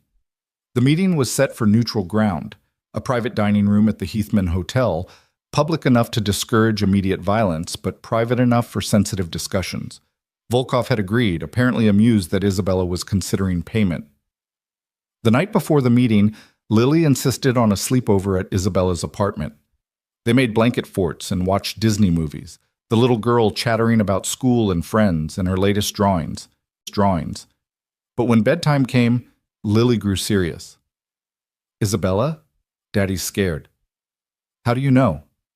He's using his mission voice, the one he used when he talked to Mommy's doctors, like he's trying to control something he can't control. Lily hugged her stuffed dinosaur. Are you going to do something dangerous? Isabella sat on the edge of the bed, choosing her words carefully. Sometimes doing the right thing is dangerous, but I'll have your dad and Tommy and lots of other people keeping me safe. Promise you'll come back? I promise I'll do everything I can to come back safely. Lily considered this with 7-year-old gravity. Okay, but if you don't come back, I'm going to be really mad at you. That's fair. The next morning came too quickly. Isabella dressed carefully. Business attire that suggested wealth without ostentation. Nothing that would restrict movement if she needed to run. The wire Reed's team had installed was invisible, its battery pack hidden beneath a designer blazer. Anna met her at Phoenix's office, dressed as a professional assistant. Her hand shook slightly as she adjusted her blazer, but her face was determined. "You don't have to do this," Isabella said. "Yes, I do. For my sister, for all of us." Anna checked her phone. Mikhail just entered the hotel, 2 bodyguards with him. Daniel's voice came through Isabella's earpiece. "We see them. Tommy's in position in the lobby. Reed's team has the exits covered. I'm on the building across the street with Overwatch." "Copy," Isabella said quietly. Then to Anna, "Let's go." The Heathman's lobby was all old Portland elegance, dark wood, crystal chandeliers, the kind of quiet that money bought. Tommy sat in a leather chair near the elevators, apparently absorbed in a newspaper. Isabella didn't look at him as she and Anna crossed to the private dining rooms. Mikhail Petrenko stood outside their designated room. He was younger than Isabella expected, maybe 35, with the kind of handsome features that probably served him well in recruiting vulnerable girls. His eyes passed over Anna without recognition, focusing on Isabella. "Miss Carter, Mr. Volkov is waiting." The room was elegant, intimate, with windows overlooking Broadway. 3 men sat at the table, Volkov in the center, flanked by 2 others who radiated violence despite their expensive suits. Dmitry Volkov was not what Isabella expected. 60-something, grandfatherly, with silver hair and kind eyes that belonged on a pediatrician, not a human trafficker. He stood as they entered, gesturing to chairs across from him. "Miss Carter, thank you for coming." "Tea?"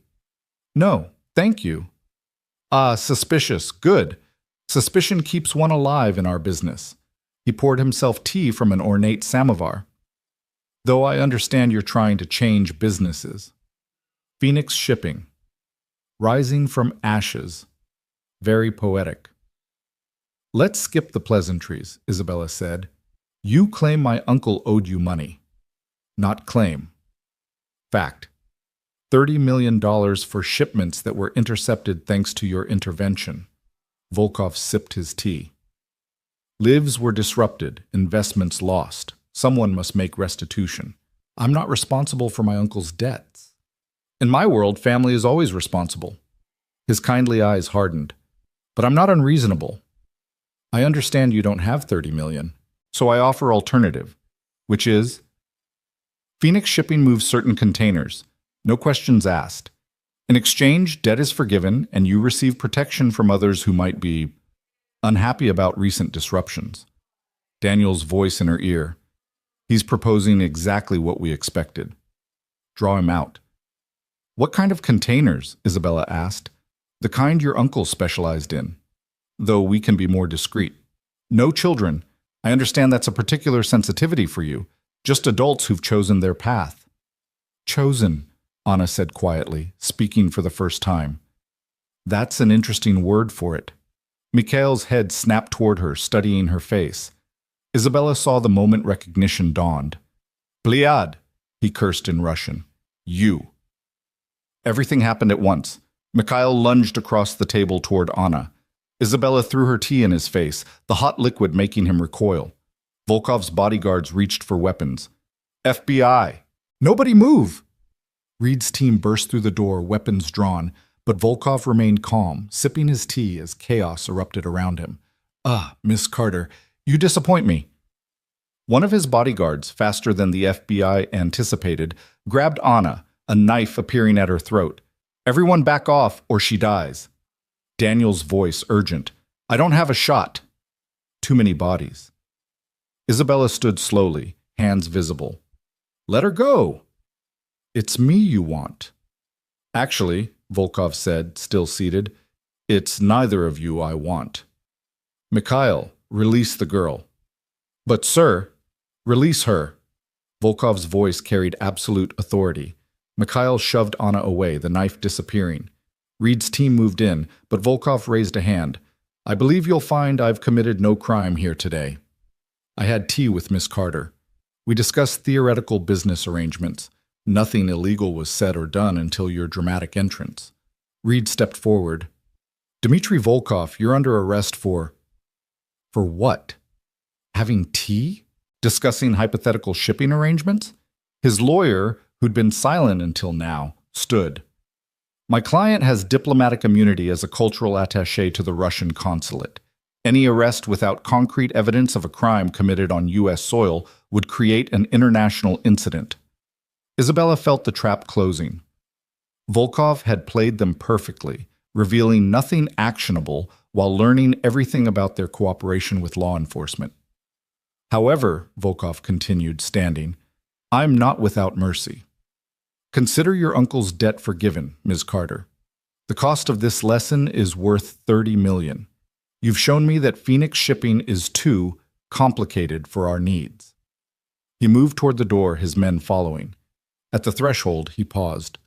But remember this, Miss Carter. You've won a battle, not the war. There are always more containers, more routes, more desperate people willing to pay for passage. You've saved perhaps 100? There are thousands more you'll never even know about. After they left, after Reed's team stood down, after the wire was removed and statements were given, Isabella found herself on the hotel's roof with Daniel and Anna. We failed, Anna said, tears streaming down her face. He's still free. Mikhail's still free. We didn't fail, Daniel said. We learned. Volkov showed his hand, revealed his protection. Reed can work with that. And he forgave the debt, Isabella added. Phoenix is free of that threat. But he was right, Anna said. About the thousands we'll never save. Isabella put an arm around her. Then we save the ones we can. One container at a time, one life at a time. That's all anyone can do. That evening, Isabella sat in Daniel's apartment while he made dinner and Lily did homework. It was becoming their routine, domestic normalcy after chaos, ordinary life asserting itself despite the darkness they fought. Daddy says you were brave today, Lily announced, looking up from her math worksheet. Your daddy's the brave one. He kept us all safe. He says bravery isn't about not being scared. It's about doing what's right, even when you are scared. Lily chewed her pencil thoughtfully. Were you scared? Terrified. Good. That means you were brave. Daniel set down plates of spaghetti, Lily's favorite. As they ate, talking about anything except the day's events, Isabella felt something she hadn't experienced since before her father's death. Family. Not the family she'd been born into, corrupted by greed and evil, but the family she'd chosen and that had chosen her. Later, after Lily was asleep, Daniel and Isabella stood on his small balcony, looking out at the city lights. Volkov won't forget this, Daniel said. He forgave the debt, but he'll remember the humiliation. Let him remember. Let them all remember that Portland isn't safe for traffickers anymore. One city, there are hundreds of others. Then we expand. Phoenix is growing. We can partner with other companies that share our values, create a network of clean shipping routes. Isabella turned to face him. It might take years, decades even, but we can make a difference. Daniel pulled her close. We. I like the sound of that. Is that a proposal, Mr. Hayes? It's a promise, Ms. Carter. Whatever fight you choose, I'm in it with you. The next morning brought unexpected news. Marcus had been attacked in federal prison, beaten badly enough to require hospitalization. The attackers were Russian, awaiting trial on unrelated charges. Volkov's message, Tommy said when he delivered the news. He can reach anyone, anywhere. But Isabella noticed something else in the report. Marcus had been protecting another inmate when the attack happened, a young man imprisoned for a nonviolent drug offense. He'd fought back, despite being outnumbered, and probably saved the younger man's life. Maybe there's hope for him yet, she said. Redemption's a long road, Daniel observed, but everyone deserves a chance to walk it. Phoenix shipping continued to grow. The clean reputation Isabella built attracted clients who'd grown wary of the corruption plaguing international shipping. Anna was promoted to head of security screening. Her traumatic expertise transformed into a shield protecting others. The other survivors found their own roles, their own ways of turning pain into purpose. 3 months after the Volkov incident, Agent Reed appeared at Phoenix's office with news. Mikhail Petrenko is dead, found in a warehouse in Seattle, execution style. Word is Volkov blamed him for the botched meeting with you. Isabella felt nothing, no satisfaction, no regret. And Volkov? Gone. Back to Russia, we think. His operation here is fragmenting, other groups fighting over territory. Reed paused. You did that. Your stand against him showed weakness, and in his world, weakness is fatal. We didn't stop the trafficking, though. Others will take his place. Yes, but they'll think twice about using Portland. You've made this city expensive for them. Too much scrutiny, too much risk. Reed stood to leave, then turned back.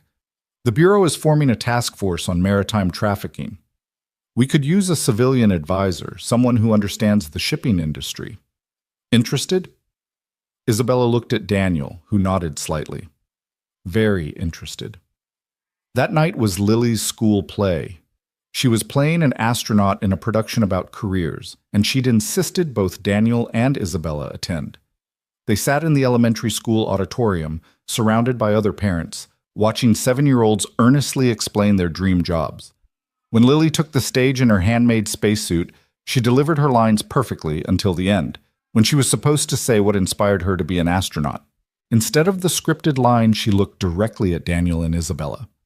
I want to be an astronaut because they explore dangerous places to help everyone on Earth understand the universe better. Just like my dad and Isabella explore dangerous places to help keep everyone safe, except they do it here on Earth, which is actually harder because there are bad guys here and probably not in space. The audience laughed, charmed by childhood honesty, but Isabella felt tears prick her eyes. This little girl understood more than most adults about the cost of doing right. After the play, as they walked to Daniel's truck, Lily between them holding both their hands, she asked, "Did I do good?" "You did perfect, Bug," Daniel said. "Even the part where I went off script?" "Especially that part," Isabella said. "Good. Mrs. Peterson says I have a problem with authority, but I think sometimes authority needs to be questioned, don't you?" Daniel and Isabella exchanged amused glances over her head. "Where did you learn that?" Daniel asked. "From watching you two. You question authority all the time when authority is wrong." Lily skipped ahead, then turned back. "Are we going for ice cream now?" "It's a school night," Daniel started, but Isabella interrupted. "I think heroes who question authority deserve ice cream." "I like the way you think," Lily declared. As they sat in the ice cream parlor, Lily chattering about her friends and her teacher and the boy who kept putting gum in her friend Emma's hair, Isabella realized this was what they were fighting for. Not abstract concepts of justice or revenge for past wrongs, but this. A 7-year-old girl eating chocolate ice cream on a Tuesday night, safe and loved and free to be a child. Her phone buzzed. Anna texted, "New intelligence about a trafficking route through San Francisco. Can we meet tomorrow?" Isabella showed it to Daniel, who sighed. "It never ends, does it?" "No," Isabella agreed. "But neither do we." Lily looked up, chocolate on her nose. "Are you talking about bad guys again?" "We're talking about tomorrow," Daniel said. "Tomorrow's good," Lily decided. "Tomorrow's always good because it means we won today." Out of the mouths of babes, Isabella thought.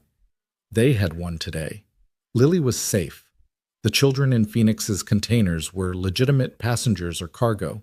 The survivors working with them were building new lives. It wasn't everything. It wasn't even enough. But it was something. And tomorrow, they'd fight for more. The war against trafficking would continue, fought in boardrooms and shipping containers, in FBI offices and elementary school auditoriums. It would be fought by former SEALS and former victims, by CEOS, who chose conscience over profit, and 7-year-olds who questioned authority. Isabella looked at her chosen family, Daniel wiping chocolate from Lily's face, the little girl protesting that she wasn't a baby, and knew that whatever tomorrow brought, they'd face it together.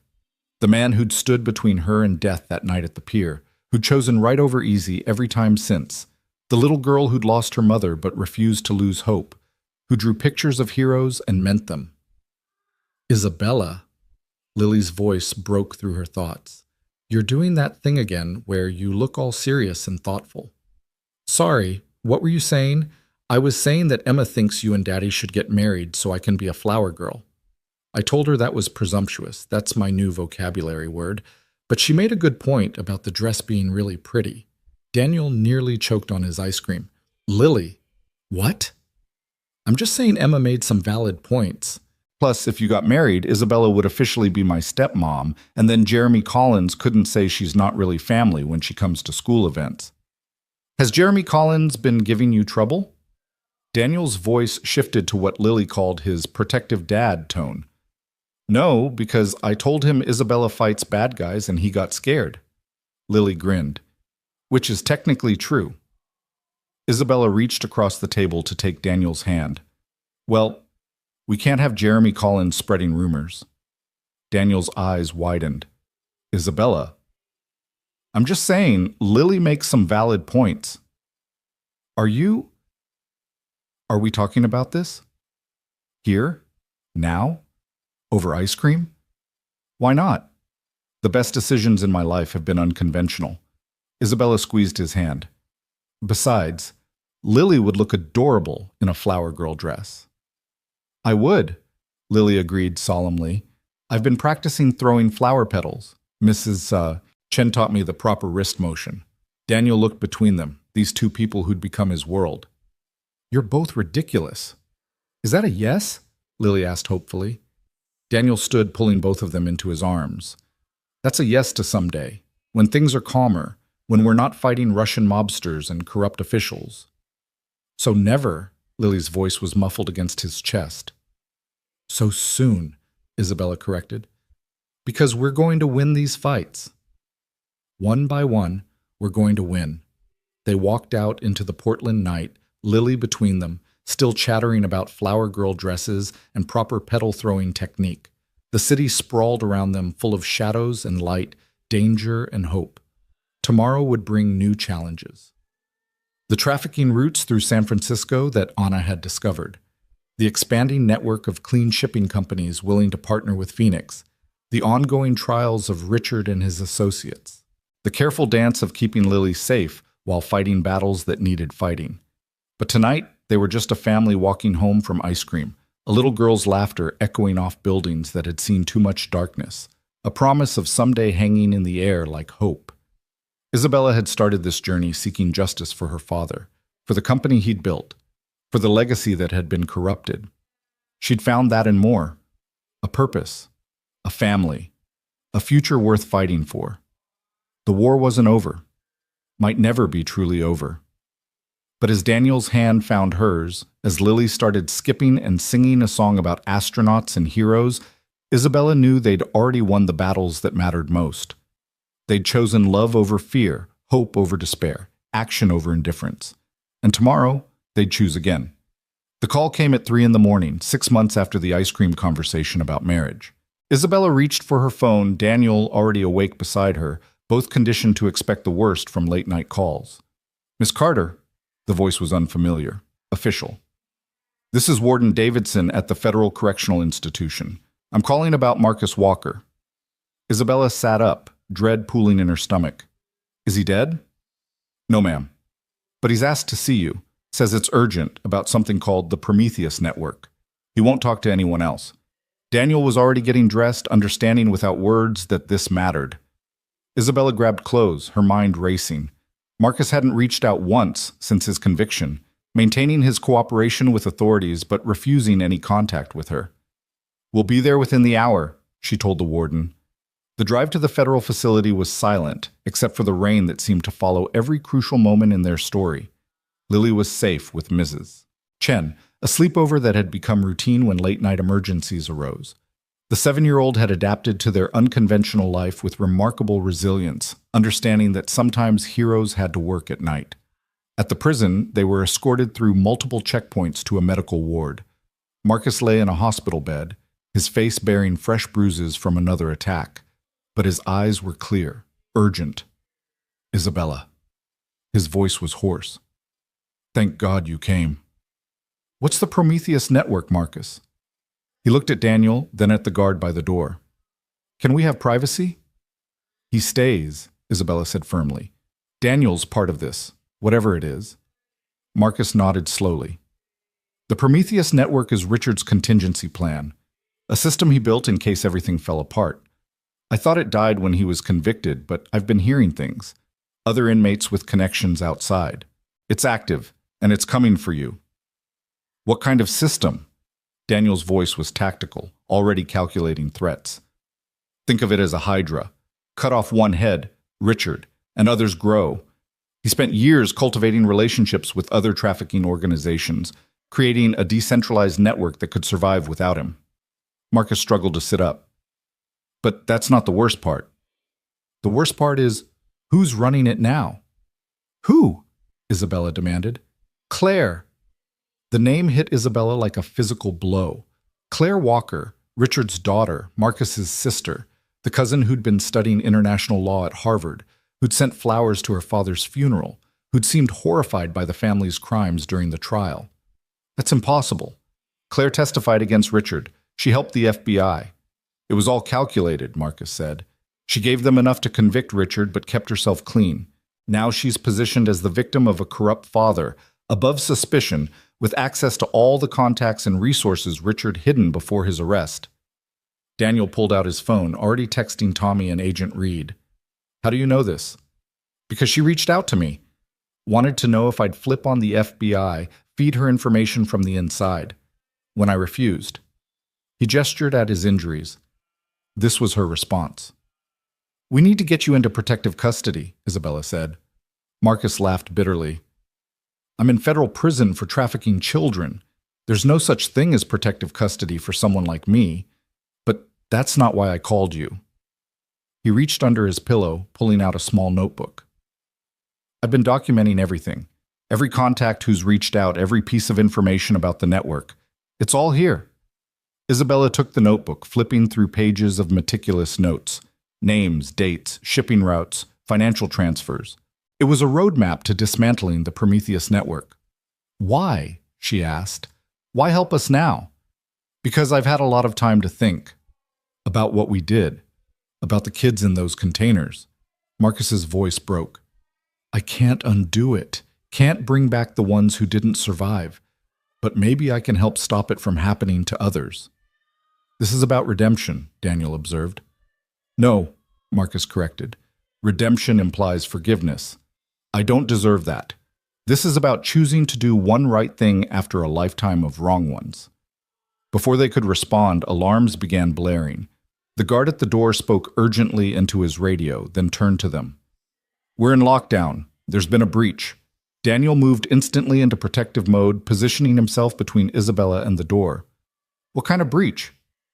Armed intruders. Multiple casualties reported. The guard's face was pale. They're heading for the medical wing. They're coming for me, Marcus said with grim certainty.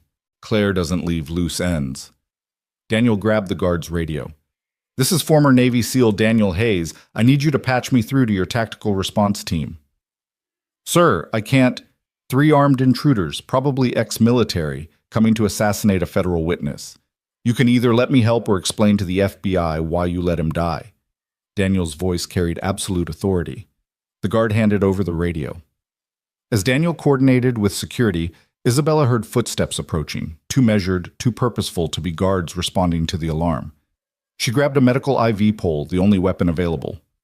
Isabella, get behind the bed, Daniel ordered, producing a knife from somewhere. Even in civilian clothes, he was never truly unarmed. The door exploded inward. 3 men in tactical gear entered, weapons raised. Daniel moved before they could fully process the room, his knife finding the gap in the first man's armor at the neck. The man dropped, but the other 2 were already adjusting, their training evident.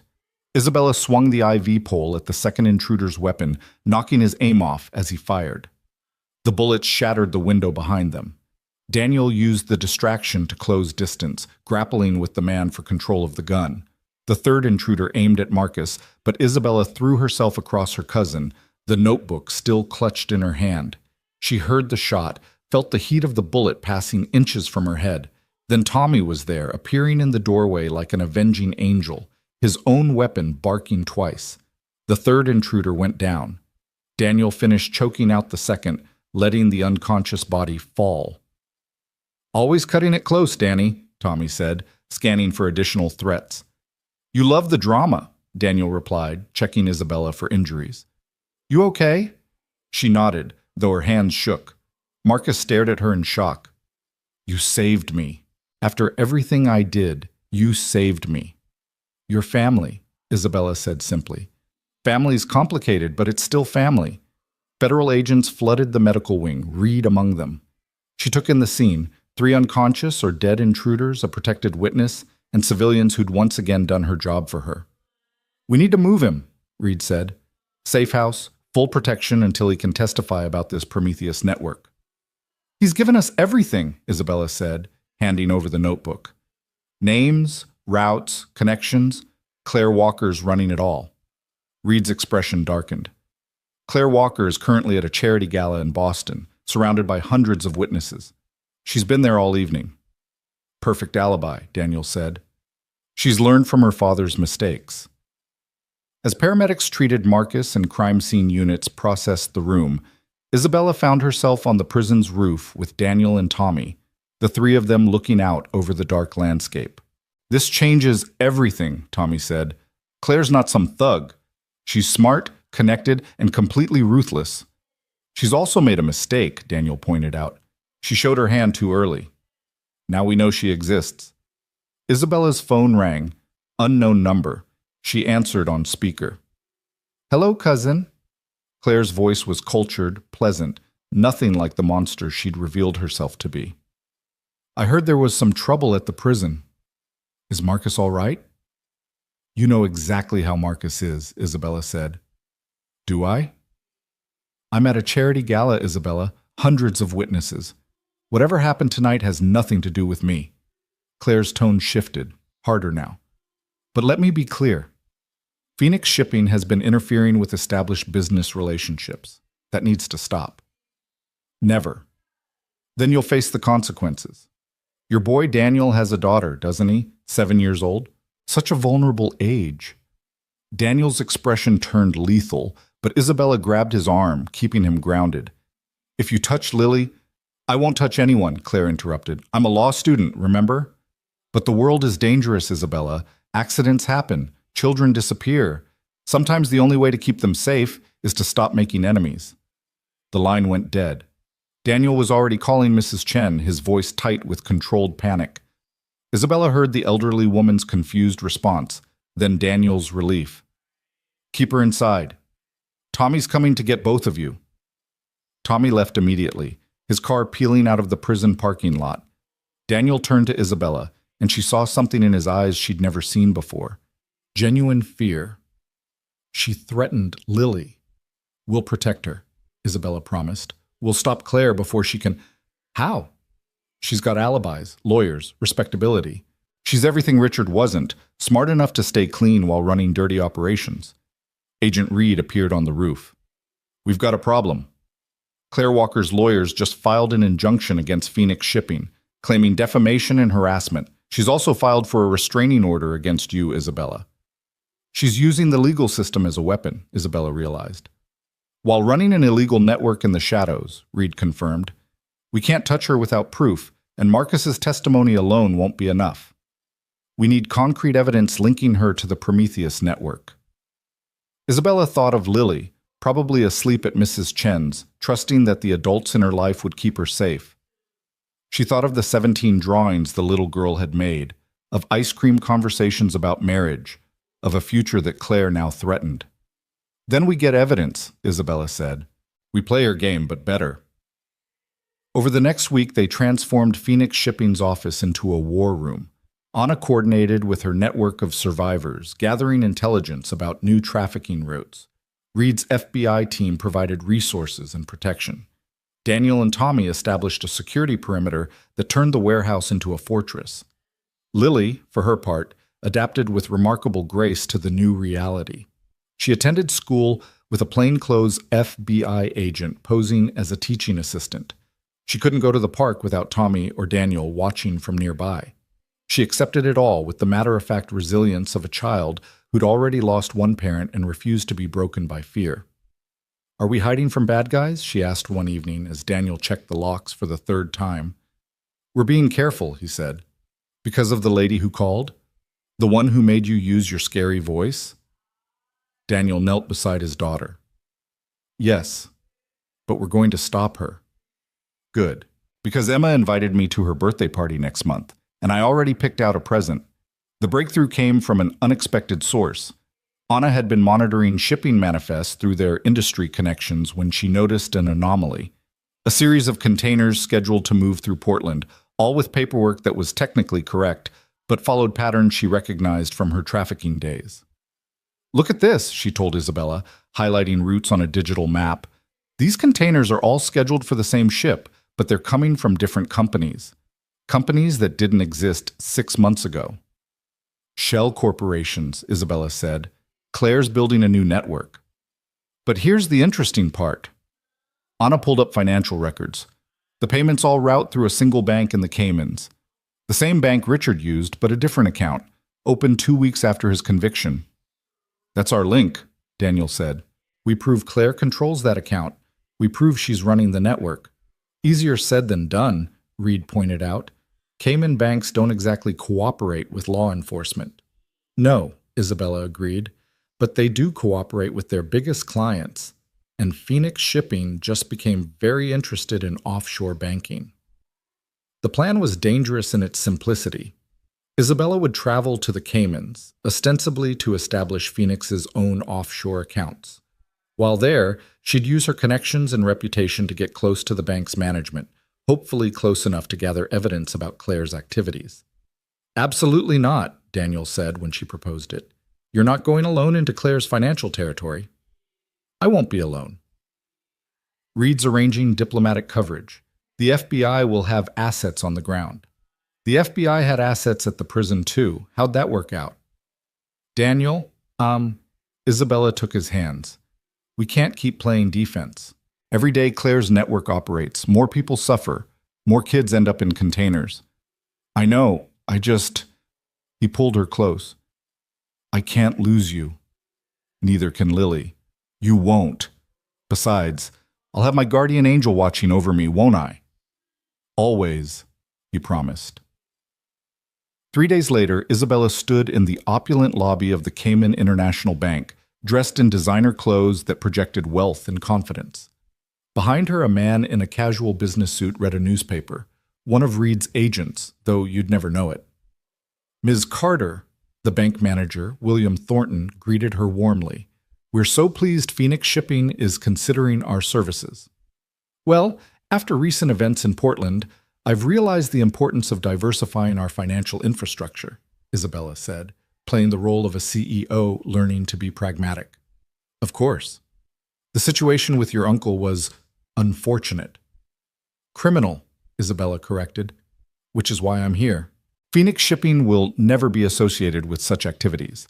We need banking partners who share our commitment to legitimacy." Thornton's smile was practiced. "Naturally. All our clients value discretion and legality." For 2 days, Isabella played the game. Dinners with bank executives, tours of their facilities, discussions about money management that danced around the edges of impropriety without crossing lines. She was beginning to think the trip was a waste when Thornton made a mistake. "You know," he said over drinks on the second evening, "your cousin was here just last week." Isabella kept her expression neutral. "Marcus? I thought he was in federal custody." No. "Claire. Lovely young woman. Very sharp. She's establishing quite an impressive import-export business. I wasn't aware Claire was in business." Isabella sipped her wine carefully. "Last I heard she was finishing law school." "Oh, she is. But she's also very entrepreneurial. Much like yourself, actually. Taking over after family difficulties, building something new from the ashes. I'd love to connect with her. Families should support each other in business, don't you think?" Thornton's eyes glinted. "I couldn't agree more. In fact, I believe there might be opportunities for collaboration between Phoenix Shipping and Claire's ventures." "What kind of ventures?" "Import/export, as I said. Specialty goods from Eastern Europe. Very profitable, very discreet."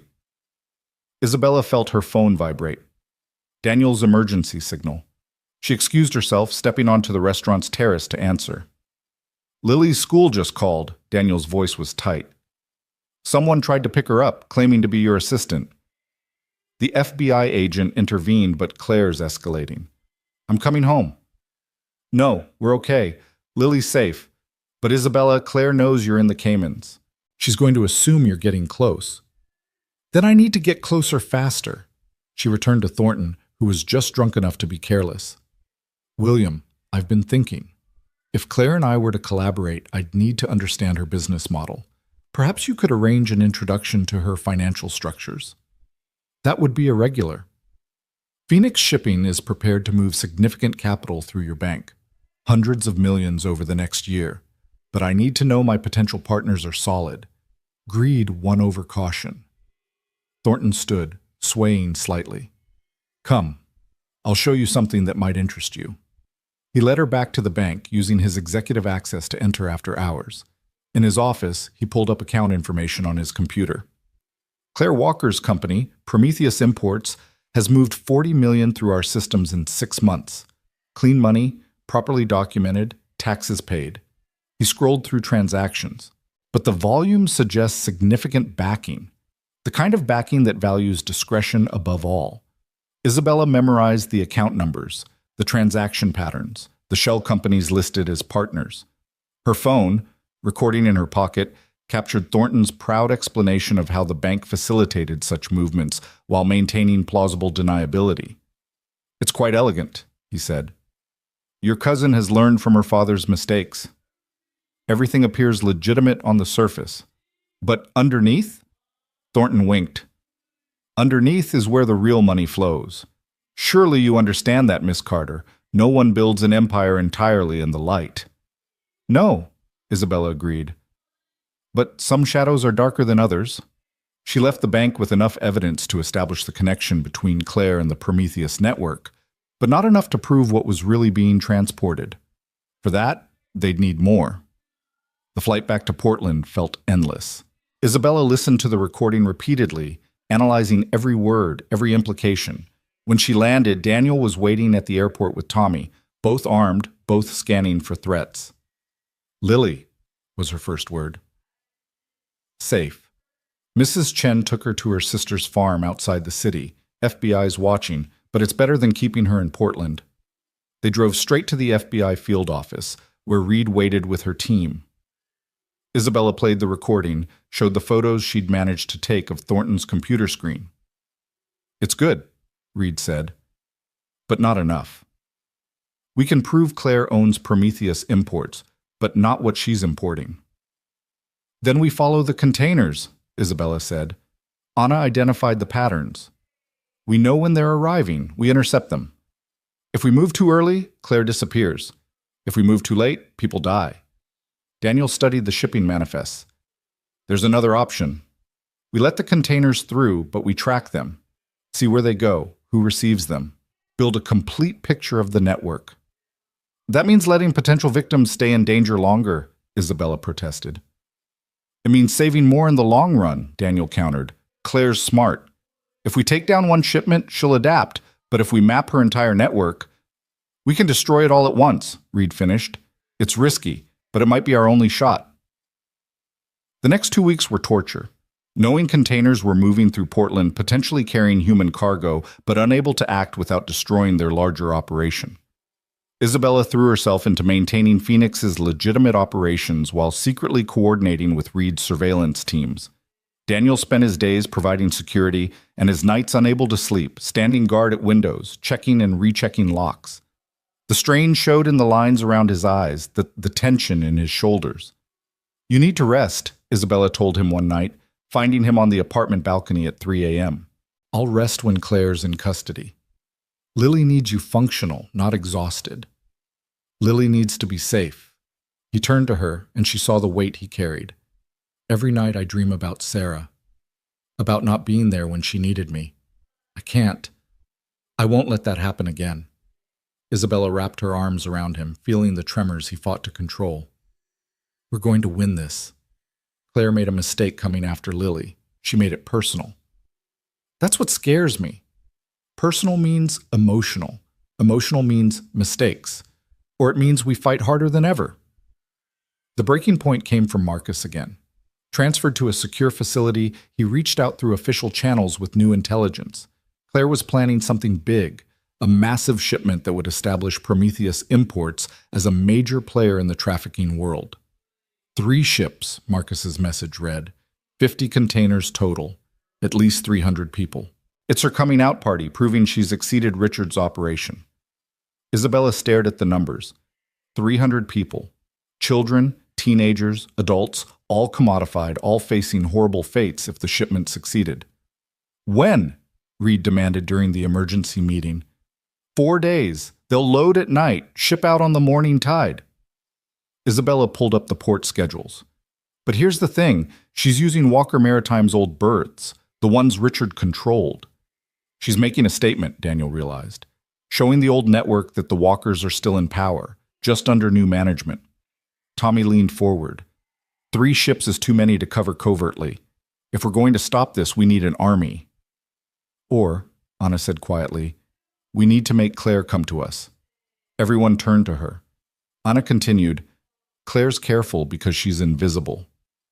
But what if we made her visible? What if we forced her to show herself? How? Reed asked. Isabella understood immediately. We outbid her.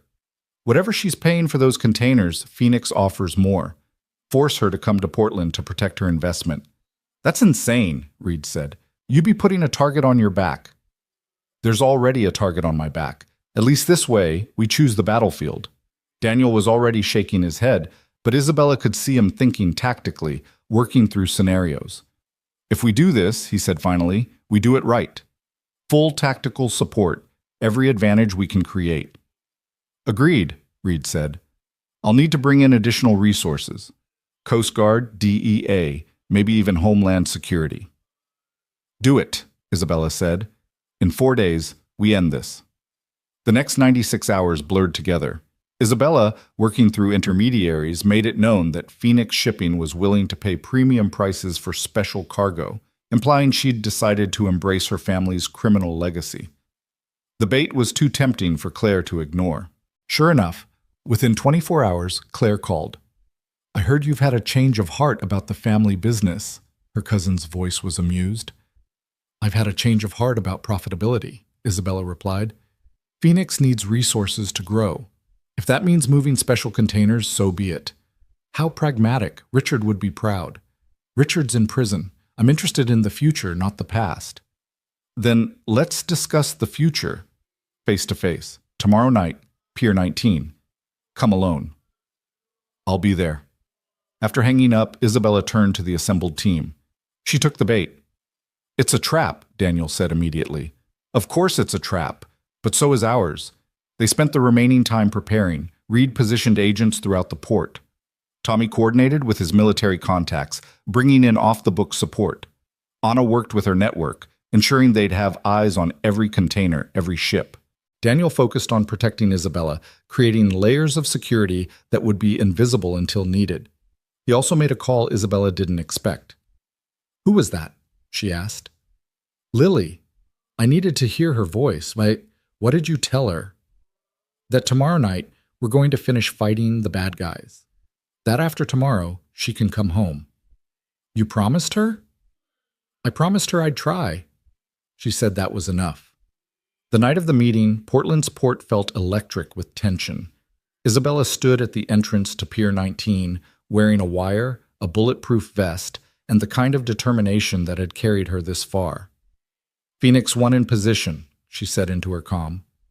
Overwatch confirmed, Daniel's voice responded. He was positioned on a container crane with a sniper rifle, their old battlefield roles reversed. Tactical team standing by, Reed added. Isabella walked onto the pier. The 3 ships loomed in their berths, already being loaded with containers. She could see workers moving, forklifts operating, the machinery of trafficking disguised as legitimate commerce. Claire emerged from between containers, dressed in an elegant business suit that belonged in a boardroom, not a darkened pier. She wasn't alone. 6 men flanked her, all armed, all professional. Cousin, Claire said warmly, I'm so glad you've come to your senses. I've come to understand reality, Isabella replied. Phoenix Shipping needs to grow. You need legitimate transport. We can help each other. Can we? Because I heard you were in the Caymans recently, asking questions about my finances. I was establishing my own offshore accounts, though I did hear about your impressive operation. Claire smiled, but it didn't reach her eyes. You were always a terrible liar, Isabella. Just like your father. The words hung between them. Isabella felt the tension ratchet higher, knew the moment was approaching when pretense would fall away. My father was a good man, Isabella said. Your father was weak. He discovered our operation and threatened to destroy it all for principles, for morality. Claire laughed. Where did that morality get him? A grave. While Richard and I built an empire. You killed him. You and Richard.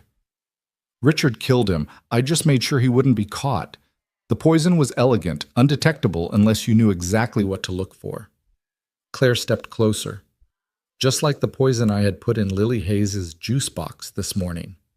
Isabella's blood froze. Daniel's voice exploded in her ear, but Claire raised a hand. Relax, she hasn't drunk it yet. It's timed for lunch tomorrow.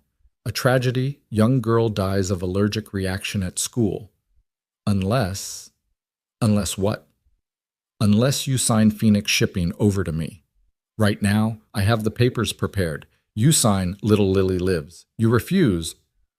Isabella heard Daniel moving, abandoning his position. She had seconds before everything exploded into violence. You're lying, Isabella said. Lily's not at school. She's protected. Claire's smile widened.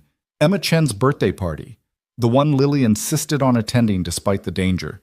Children are so predictable. Horror washed over Isabella. Lily had gone to the party just for an hour with FBI protection.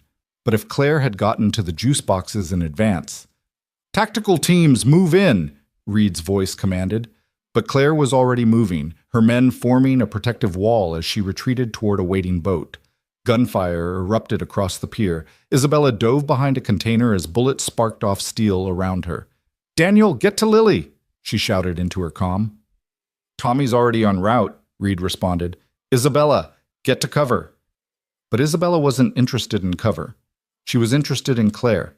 Her cousin was escaping, heading for the boat that would take her to international waters. Without thinking, Isabella ran after her. She tackled Claire just as she reached the boat's edge.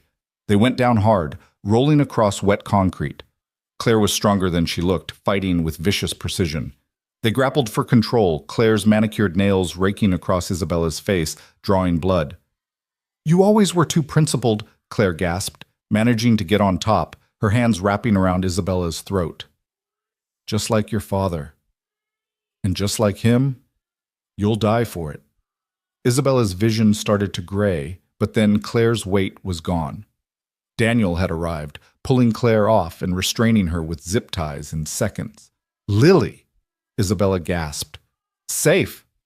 Tommy got there. The juice boxes were clean. She was bluffing. Claire laughed from where she lay restrained. Was I? Are you sure? How many juice boxes in that school? How many children? The implication hit them all at once. It might not be Lily, but Claire might have poisoned someone. A random child, as an example. All units, we need hazmat at Madison Elementary immediately, Reed commanded. Full evacuation, treat all food products as potentially contaminated. But Anna's voice cut through the chaos. Wait. I've been monitoring the school's security cameras through the FBI feed. No one's accessed the cafeteria outside of normal staff in the last week. You're sure? Reed demanded. Positive. Claire's bluffing. It's psychological warfare, nothing more. Isabella stood slowly, looking down at her cousin. You're done, Claire. The network, the trafficking, all of it. Am I? Claire smiled even while restrained. You've caught me, but the Prometheus network is bigger than one person. Cut off one head. And others grow back, Isabella finished, except we've mapped them all. Every contact, every route, every collaborator. Your entire network is being rolled up as we speak. As if to emphasize her point, the sound of helicopters filled the air. Coast Guard, FBI, DEA, all converging on the 3 ships. The containers would be opened, the victims freed, the network destroyed. Claire's composure finally cracked. You can't. Do you have any idea who you're challenging? The people who will come after you? Let them come, Daniel said. We've gotten pretty good at stopping monsters. The courtroom was packed for Claire Walker's sentencing, 6 months after her arrest at Pier 19. Isabella sat in the gallery between Daniel and Anna, watching her cousin maintain that same cold composure even as the judge read a litany of charges that would put her away for life. Behind them, dozens of survivors filled the benches, their presence a silent testament to the scope of Claire's crimes. On the 47 counts of human trafficking, I sentence you to life in federal prison without the possibility of parole, the judge declared. On the 12 counts of conspiracy to commit murder, including the murder of James Carter, Isabella felt Daniel's hand find hers as her father's name was spoken in court. The investigation had finally proven what Marcus had revealed. Claire had been the architect of her father's murder, the one who'd sourced the undetectable poison while Richard provided the opportunity. Claire stood as the bailiffs approached with shackles. For a moment her eyes met Isabella's across the courtroom. "This isn't over," she mouthed silently. Then she was gone, led away to join her father in federal prison, the Walker criminal empire finally destroyed, or so everyone believed. Outside the courthouse, reporters swarmed. Isabella had prepared a statement, but before she could speak, a small hand tugged at her jacket. "Isabella, can we go home now?" Lily asked. The 8-year-old had insisted on coming, saying she needed to see the bad lady go to jail. "Daddy promised we could have pizza after." "Of course, sweetheart," Isabella said, abandoning the reporters without a second thought. As they walked to Daniel's truck, Tommy fell into step beside them, ever watchful even though the primary threat was supposedly gone. "You see that man in the gray suit?" he said quietly. "Third time I've spotted him this week." Daniel glanced casually in the indicated direction. A middle-aged man in an expensive suit stood by a black sedan, apparently talking on his phone, but his eyes tracked their movement. "Government?" Daniel asked. "Wrong posture for FBI. Maybe State Department?" Their answer came that evening. As they sat in Daniel's apartment, Lily doing homework while the adults reviewed Phoenix Shipping's latest legitimate contracts, there was a knock at the door. Daniel checked the security camera, then frowned. "It's that man from the courthouse." He opened the door carefully, ready for anything. The man in the gray suit stood there, holding official credentials. "Mr. Hayes, Miss Carter, I'm Director James Mitchell from the State Department's Office of International Criminal Justice. May I come in?" They exchanged glances, then Daniel stepped aside. Mitchell entered, his eyes taking in everything. The comfortable domesticity, Lily's homework spread on the coffee table, the subtle security measures. "Ms. Hayes," he said to Lily, with a gentle smile, "would you mind if I spoke with your father and Miss Carter privately?" "Are you a bad guy?" Lily asked directly. "I hope not. I try to catch bad guys just like your father." Lily studied him with those serious eyes, then gathered her homework. "I'll be in my room. But if you upset my dad or Isabella, I know where Daddy keeps the pepper spray." After she left, Mitchell's demeanor shifted to all business. The Prometheus network extended far beyond Portland. Claire Walker's arrest has created a power vacuum in international trafficking circles. "Good," Isabella said. "Not entirely. When power vacuums occur, they're filled by something worse. We're already seeing Eastern European syndicates moving to claim the West Coast routes. Mexican cartels are expanding northward. The fragmentation is creating chaos, and in that chaos, more people are suffering." "What does that have to do with us?" Daniel asked, though his expression suggested he already knew. "Phoenix Shipping has developed a reputation. You're known as incorruptible, with proven ability to identify and stop trafficking operations. The State Department wants to formalize that relationship." Mitchell pulled out a folder, sliding it across to Isabella. "We want Phoenix to become part of an international anti-trafficking initiative. You'd maintain your legitimate shipping business, but you'd also work with us to monitor and intercept suspicious cargo globally." "You want us to be spies," Daniel said flatly.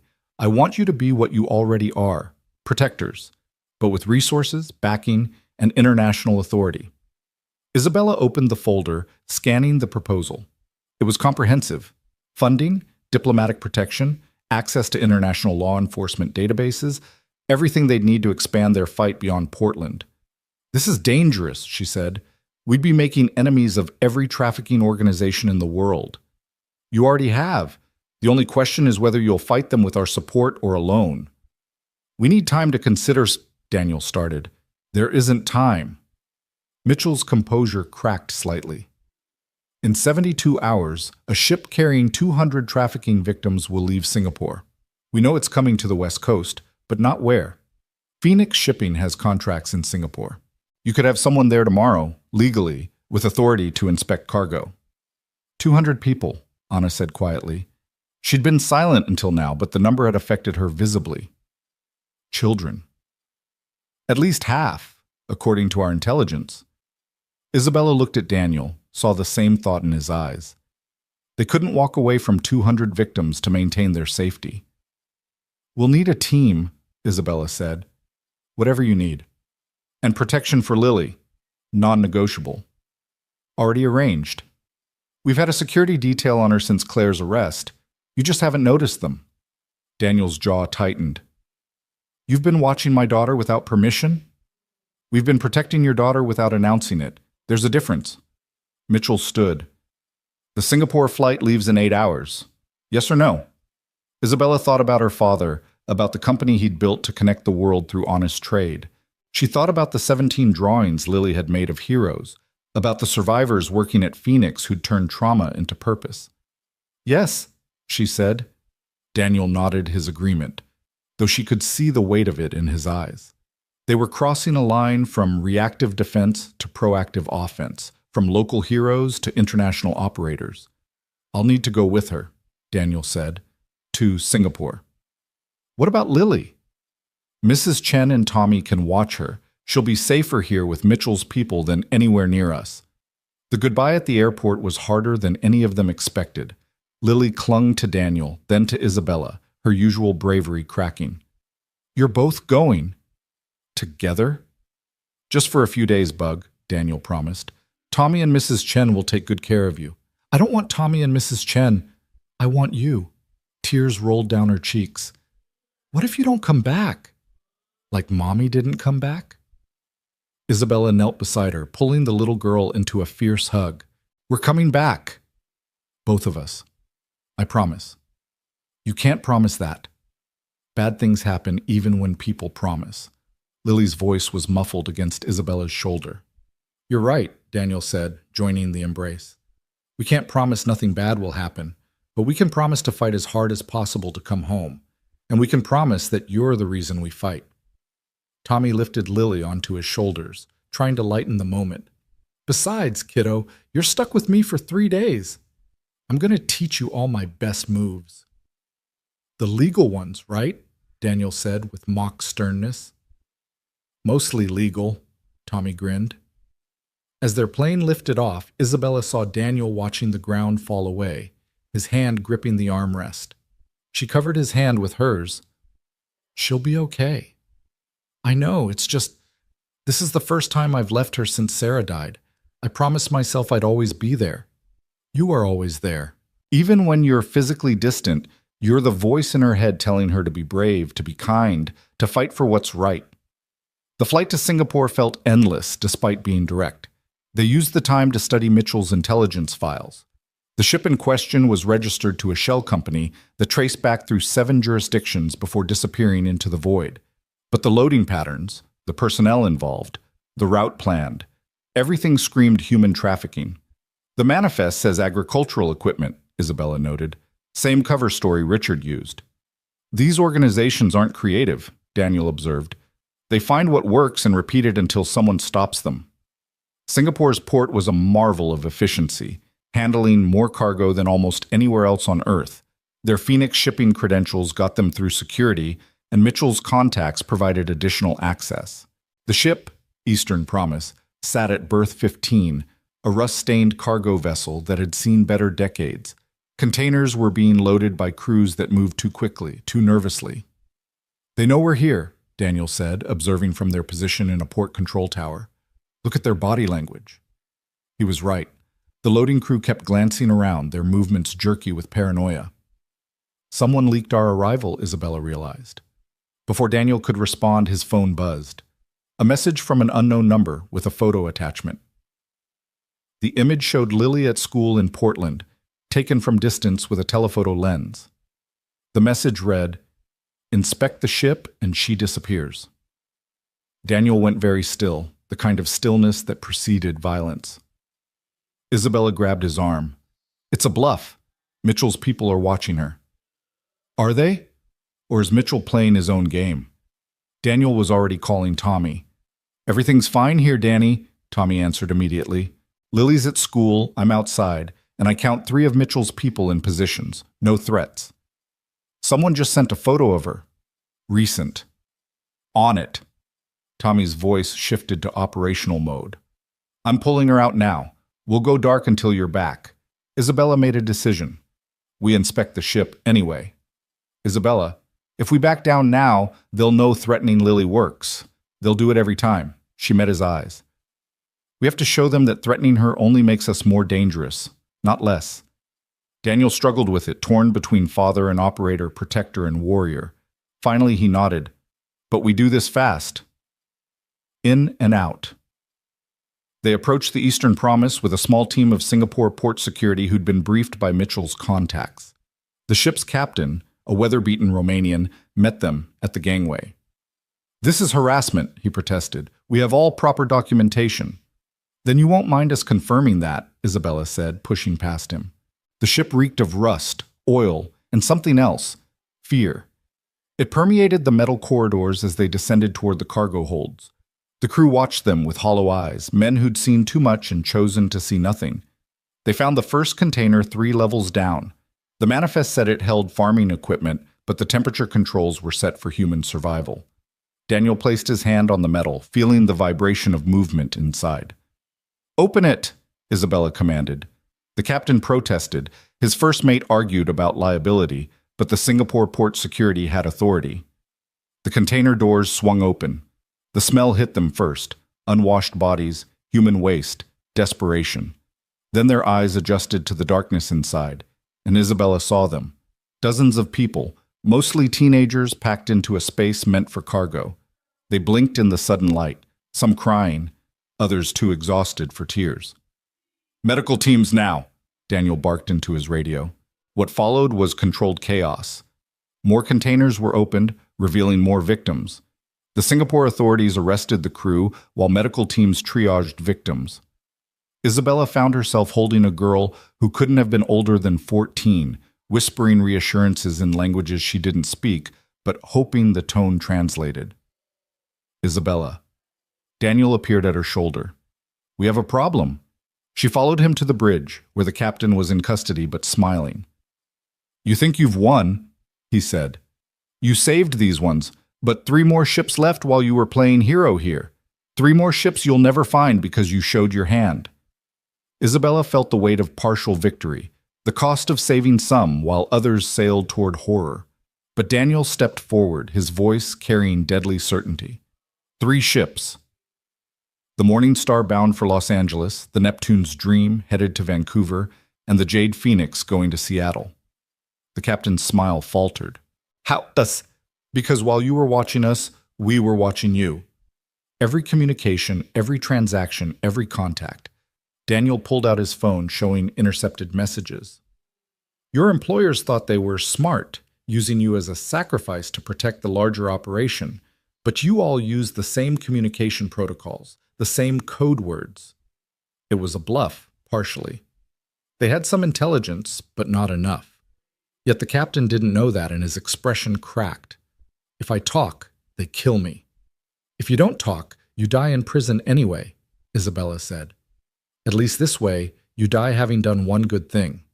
The captain broke, providing routes, contacts, timelines. Within an hour, international authorities were moving on all 3 ships. It wasn't perfect. One ship would dump its human cargo and claim innocence, but 2 were intercepted. Another 400 people saved. That night, in their Singapore hotel, Daniel got the call from Tommy he'd been dreading. "Someone tried to grab her, Danny." "Outside the school, professional team. We stopped them, but it was close." Daniel went white. Isabella took the phone. "Is she hurt?" "Scared but safe. We're at the backup location. But Danny, whoever these people are, they're not playing. This was a real attempt." "We're coming home," Daniel said, already packing. "No." The voice was Lily's, having taken the phone from Tommy. "Daddy, no. There are more bad guys there, right? More kids like in the containers?" "Lily, if you come home, they win. The bad guys win. I'm scared, but I'm safe with Tommy and Mrs. Chen. You need to finish the job. Isabella watched Daniel struggle with the impossible choice, father or hero, protector of one or savior of many. Bug, I can't. Yes, you can. Because I'm brave like you taught me. And Isabella needs you there. She can't fight all the bad guys alone. I can put her on a plane, Tommy said, taking the phone back. Military transport to a base where no one can touch her. Do it, Daniel decided. Keep her safe, Tommy. With my life, brother. They spent another week in Singapore working with local authorities to dismantle the trafficking network's Asian hub. Every day brought new intelligence, new targets, small victories measured in lives saved. But every night, Daniel stood by the window looking west toward Portland, toward his daughter. She's strong, Isabella said one night, joining him. She shouldn't have to be. She's 8 years old. She should be worried about homework and friends, not whether her father will come home. But she understands why you do this. That little girl understands heroism better than most adults. Understanding doesn't make it easier for her. No, Isabella agreed, but it makes it meaningful. Their phone rang. Mitchell. We have a situation. Claire Walker was attacked in prison. She's alive, but barely. She's asking for Isabella. They looked at each other, both thinking the same thing. Trap or opportunity? Why would she ask for me? Isabella asked. She says she has information about who's trying to take Lily. Information she'll only share with you. Daniel was already heading for the door. We're going back. The flight home was tense, both of them knowing they were probably walking into another game, but unable to ignore the possibility that Claire had real intelligence about the threat to Lily. They went straight from the airport to the federal prison's medical ward, where Claire lay surrounded by machines keeping her alive. Her face was swollen beyond recognition, her body broken by an attack that had been meant to kill. Isabella, she wheezed through damaged vocal cords. I'm here. They came for me because I failed. The Prometheus network. It was never mine. Isabella leaned closer.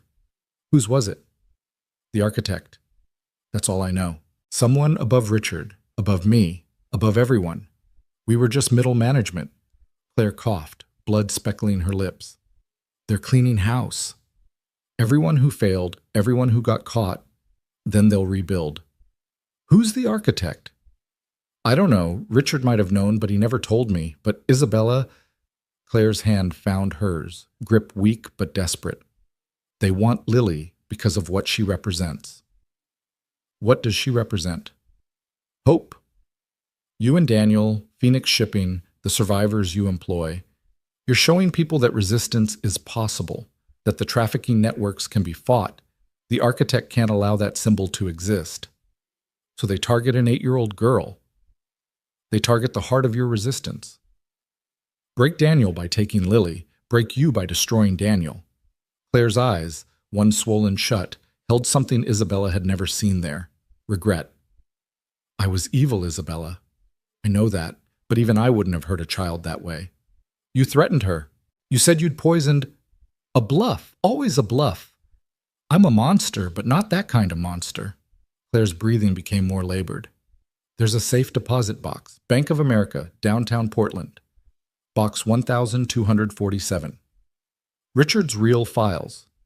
Maybe something about the architect. Why are you helping us? Because I'm dying. And maybe one good act can't redeem a lifetime of evil, but it's better than nothing. The machines began alarming. Medical staff rushed in, pushing Isabella and Daniel back. They worked frantically, but Claire's injuries were too severe. She died looking at Isabella, that expression of regret frozen on her battered face. Outside the medical ward, Daniel pulled Isabella close. She could have been lying. About the architect? Maybe. But not about the reason they want Lily. Isabella felt the truth of it. They'd become symbols of resistance, and symbols were dangerous to criminal empires built on fear and hopelessness. They retrieved the safe deposit box that afternoon. Inside were documents that painted a picture of a vast criminal network, one that made the Walkers look like small-time operators. References to the architect appeared throughout, but never with identifying information, just a shadow directing operations across continents. This is bigger than we imagined, Daniel said, studying shipping routes that covered the globe. The architect isn't running a trafficking network. They're running multiple networks, all compartmentalized, all feeding into some larger purpose. Then we keep fighting, Isabella said, one network at a time. They'll keep coming for Lily. Then we protect her while we fight. They picked up Lily from the military base that evening.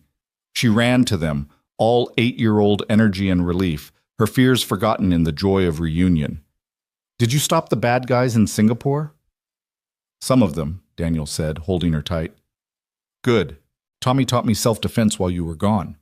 Want to see? She demonstrated a series of moves that were more enthusiasm than technique, but her determination was clear. This little girl who'd lost her mother, who'd been threatened by criminals, who'd spent a week in protective custody, was unbroken. Very fierce, Isabella said. No bad guy stands a chance. That night, they held a war council at Phoenix Shipping's office. Tommy, Anna, Reed, Mitchell, and a handful of others who'd become part of their extended network. The wall was covered with maps, photos, shipping routes, a visual representation of the enemy they faced. The architect is real, Mitchell confirmed. We've been tracking references for years but could never confirm existence. If Claire was telling the truth, this is the first real lead we've had. So we follow it, Isabella said. We use Phoenix Shipping to monitor routes, identify patterns, build a picture of the architect's operations. That makes Phoenix a target, Reed pointed out. More than it already is. Then we become a harder target, Daniel said. We expand security, create redundancies, make ourselves too expensive to attack directly. Anna had been quiet, studying the documents from Richard's safe deposit box. Suddenly she gasped. This routing code. I've seen it before. Everyone turned to her. When I was trafficked, they gave us numbers. Mine was RH447. I thought it was random, but look. She pointed to shipping manifests. Every container with human cargo has a similar code. It's not random. It's a classification system. They're categorizing people, Isabella realized with horror. Like inventory. More than that, Anna continued, her analytical mind working through the pattern. These codes indicate destination, purpose, even pricing. The architect isn't just trafficking people, they're running a global human inventory system. The room fell silent as the implications sank in. This wasn't crime, it was industrialized evil. Then we destroy the system, Daniel said quietly. Every piece of it. That could take years, Mitchell warned. Decades even. Then we'd better get started, Isabella said. Over the following months, Phoenix Shipping evolved from a regional shipping company with a conscience to an international force against trafficking. They opened offices in Los Angeles, Seattle, Vancouver, expanding their legitimate business while secretly mapping the architect's network. Lily grew from 8 to 9, adapting to their strange life with remarkable resilience. She attended school with discreet security, learned self-defense from Tommy, and somehow maintained the cheerful optimism that made her father's fights worthwhile. One evening, as Isabella helped her with homework while Daniel reviewed security reports, Lily asked, "Are we winning?" Isabella considered lying, providing the comfortable fiction that good always triumphed. But this child deserved truth. Sometimes we save people, we stop shipments, we put bad guys in jail, but there are always more bad guys. So we'll never really win. Daniel looked up from his reports. We win every time someone gets home safe, every time a child isn't sold, every time we make the bad guys afraid to operate. But the big win? The one where all the bad guys are gone? Maybe that's not a win we achieve, Isabella said carefully. Maybe that's a win we work toward, knowing each generation gets a little closer. Lily considered this with 9-year-old wisdom. So we're like the people who started building cathedrals knowing they'd never see them finished? Where did you learn about that? Daniel asked. Mrs. Peterson taught us about medieval architecture. She said some cathedrals took hundreds of years to build. The people who started them knew they'd never see them done, but they started anyway because it was important. Yes, Isabella said, struck by the analogy. We're building a cathedral. A world where children are safe, where people aren't property, where shipping containers carry goods, not human beings. I'll help build it too, Lily declared. When I'm older, I'll help finish what you started. Daniel's expression was complex: pride, fear, hope, and resignation all at once. His daughter was choosing to inherit their fight, and he couldn't decide if that was victory or tragedy. That night, after Lily was asleep, they received intelligence that changed everything. Anna had been analyzing patterns in the architect's network when she found an anomaly. There's a shipment coming, but it's different. The coding, the route, the security, it's all maximum priority. What kind of cargo? Daniel asked. Anna's face was pale. According to this, it's the architect themselves. They're coming to Portland. Isabella stared at the screen. After years of chasing shadows, the shadow was coming to them. It's a trap, Daniel said immediately. Has to be. Maybe. Or maybe Claire's death and our investigations have forced them to take direct action. Isabella pulled up shipping schedules. The vessel arrives in 6 days. We need to be ready, Mitchell said, having been conferenced in. This could be our only chance to identify the architect. Or it could be our last mistake, Daniel countered. But Isabella was thinking of her father, of Claire's deathbed confession, of all the victims in all the containers. We prepare for both possibilities. We assume it's a trap and plan accordingly, but we also assume it's real and make sure we don't miss our chance. And Lily? Daniel's concern was evident. If the architect is really coming here, then we make sure she's nowhere near Portland when they arrive. The next 6 days were a blur of preparation. Lily was sent to stay with Daniel's former SEAL team commander in Montana, protected by people Daniel trusted with his life. Phoenix Shipping's offices were fortified, turned into a command center. The FBI, DEA, and Coast Guard coordinated resources. On the night the ship was due to arrive, Isabella stood at Pier 47, where everything had begun. Daniel beside her, Tommy and Anna behind them, Reed's FBI teams in position. The port was quiet, waiting. Whatever happens, Daniel said, I want you to know that meeting you that night, saving you from Richard's thugs, it gave my life meaning again after Sarah. Daniel, let me finish. If something happens tonight, I need you to promise me something. Take care of Lily. Not just physically, but help her understand that what we did mattered. Nothing's going to happen to you. Promise me.